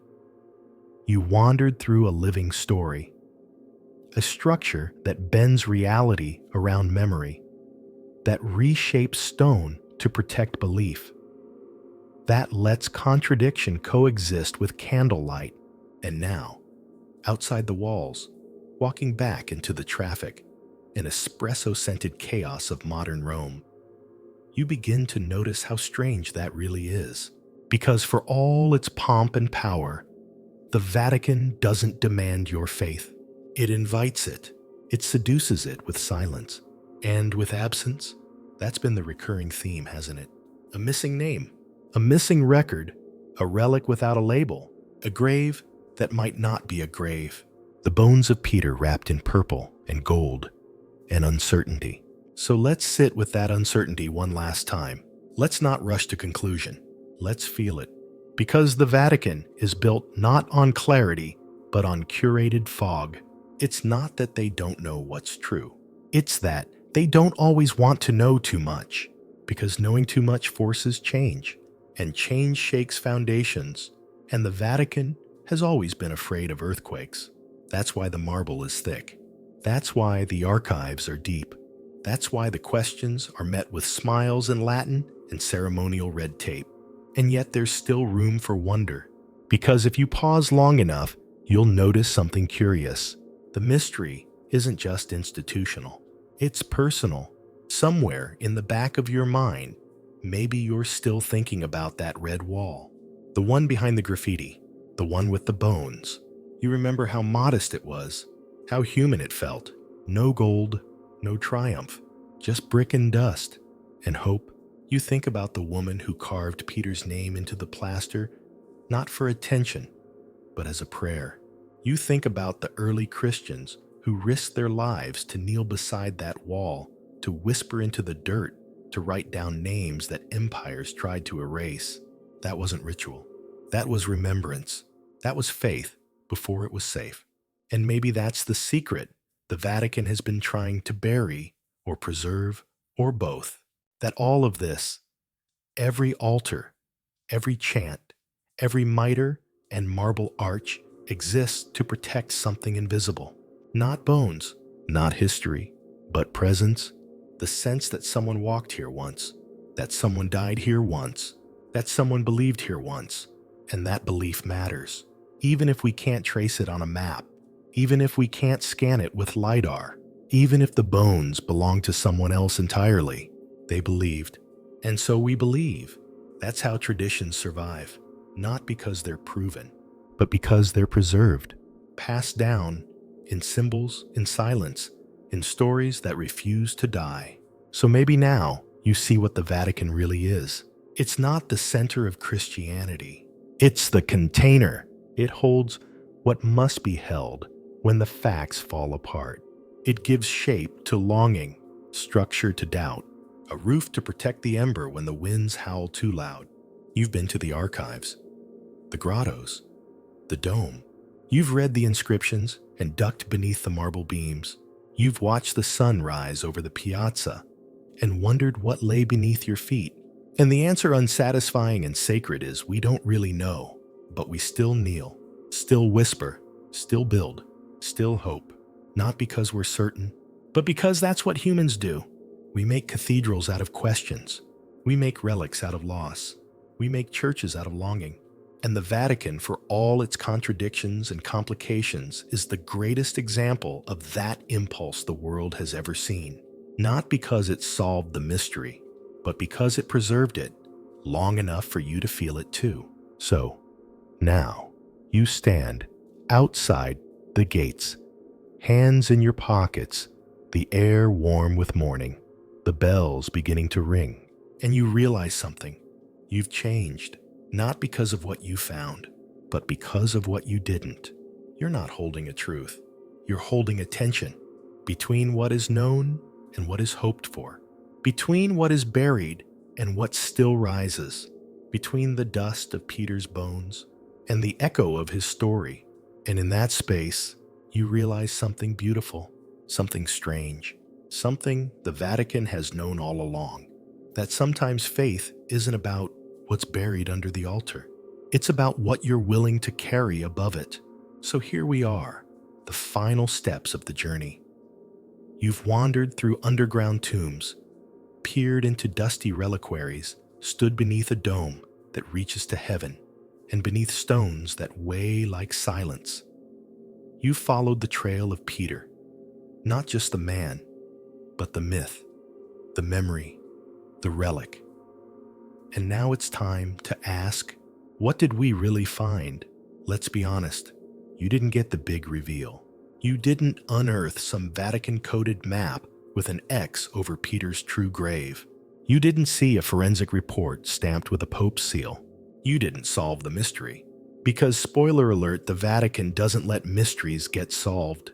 It lets them simmer, suspended in golden light and silence.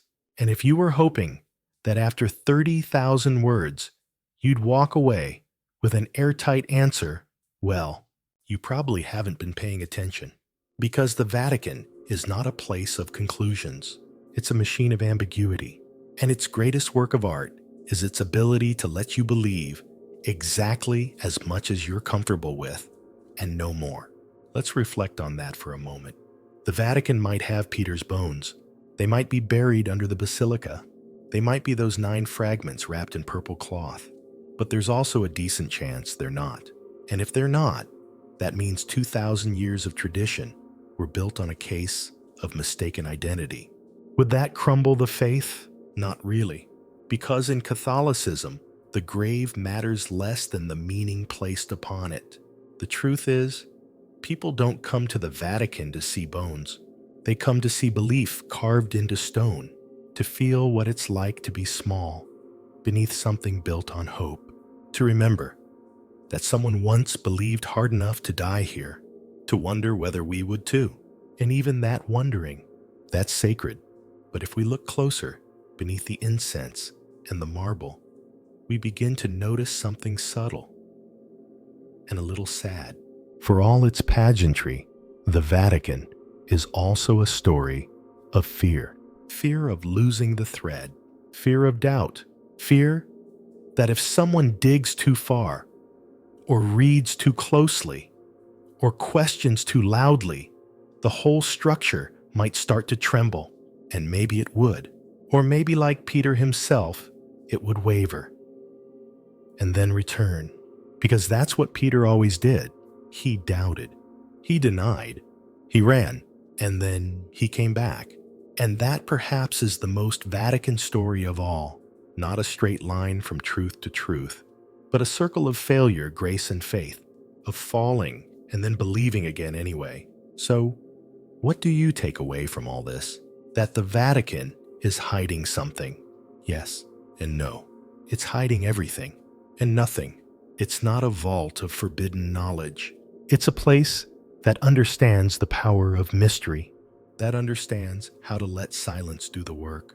And yet, it's also very human, because under the layers of dogma and protocol and centuries of ritual, the Vatican is just a collection of people, some faithful, some frightened, some deeply flawed, trying to hold on to something too big for language, trying to preserve something as fragile as memory, trying to make something that will outlast bones. And maybe, just maybe, they've succeeded, not in preserving Peter, but in preserving possibility. The possibility that a poor fisherman could become a rock, that a crucified man could be remembered forever. That belief can shape cities and silence emperors and survive the fire of centuries. And that even now, after so many missteps, mistakes, misidentified relics, and misguided wars, something sacred still pulses under the marble. You felt it. You heard it. You followed it. That's why you're still here. Because the Vatican doesn't promise answers. It promises something better, a reason to keep looking. So the next time you see the dome in a postcard, or hear the bells ringing over St. Peter's Square, or walk through a quiet church back home and smell the dust and wax of centuries, you'll remember this, that under it all, beneath the stone and the doctrine and the carefully guarded archives, there's a single question that built an empire. Peter, are you here? And even if the answer never comes, the asking, that's where the faith lives, in the dark, in the silence, in the flicker of hope, in the bones, real or not. So take a breath. Let it all blur. Let the candles burn low. Let the echoes of your footsteps fade into the marble behind you. You've walked the story. You've carried the mystery. And now it rests with you. Not in stone, not in glass, but in that strange space between knowing and believing. The place where all sacred things begin. So now the lights are low. The candles have melted to stubs. The last footstep has echoed through the marble halls of St. Peter's, and the city around the Vatican has drifted into sleep. And you're still here. Not physically maybe, but somewhere in your mind, you're standing beneath that dome, or before that red graffiti wall, or beside the stone where Peter may or may not have once laid his head. What remains? Not certainty, not proof, not a catalog of relics, bones, and keys, with tidy labels and confirmed provenance. What remains is something softer, stranger, something that hums just beneath the surface of the silence. Wonder, because you've seen what the Vatican doesn't say. You've seen how much of the faith was built on forgetting, on preserving symbols, even when the facts slipped away.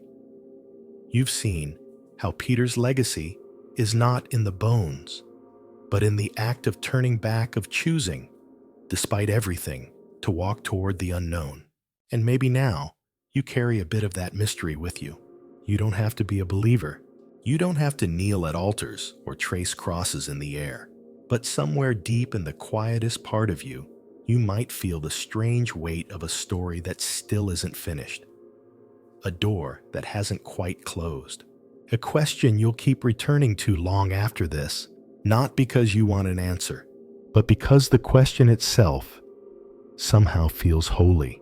Sleep well, pilgrim. The bones are still buried. The candles are still burning. And the mystery, it's still here.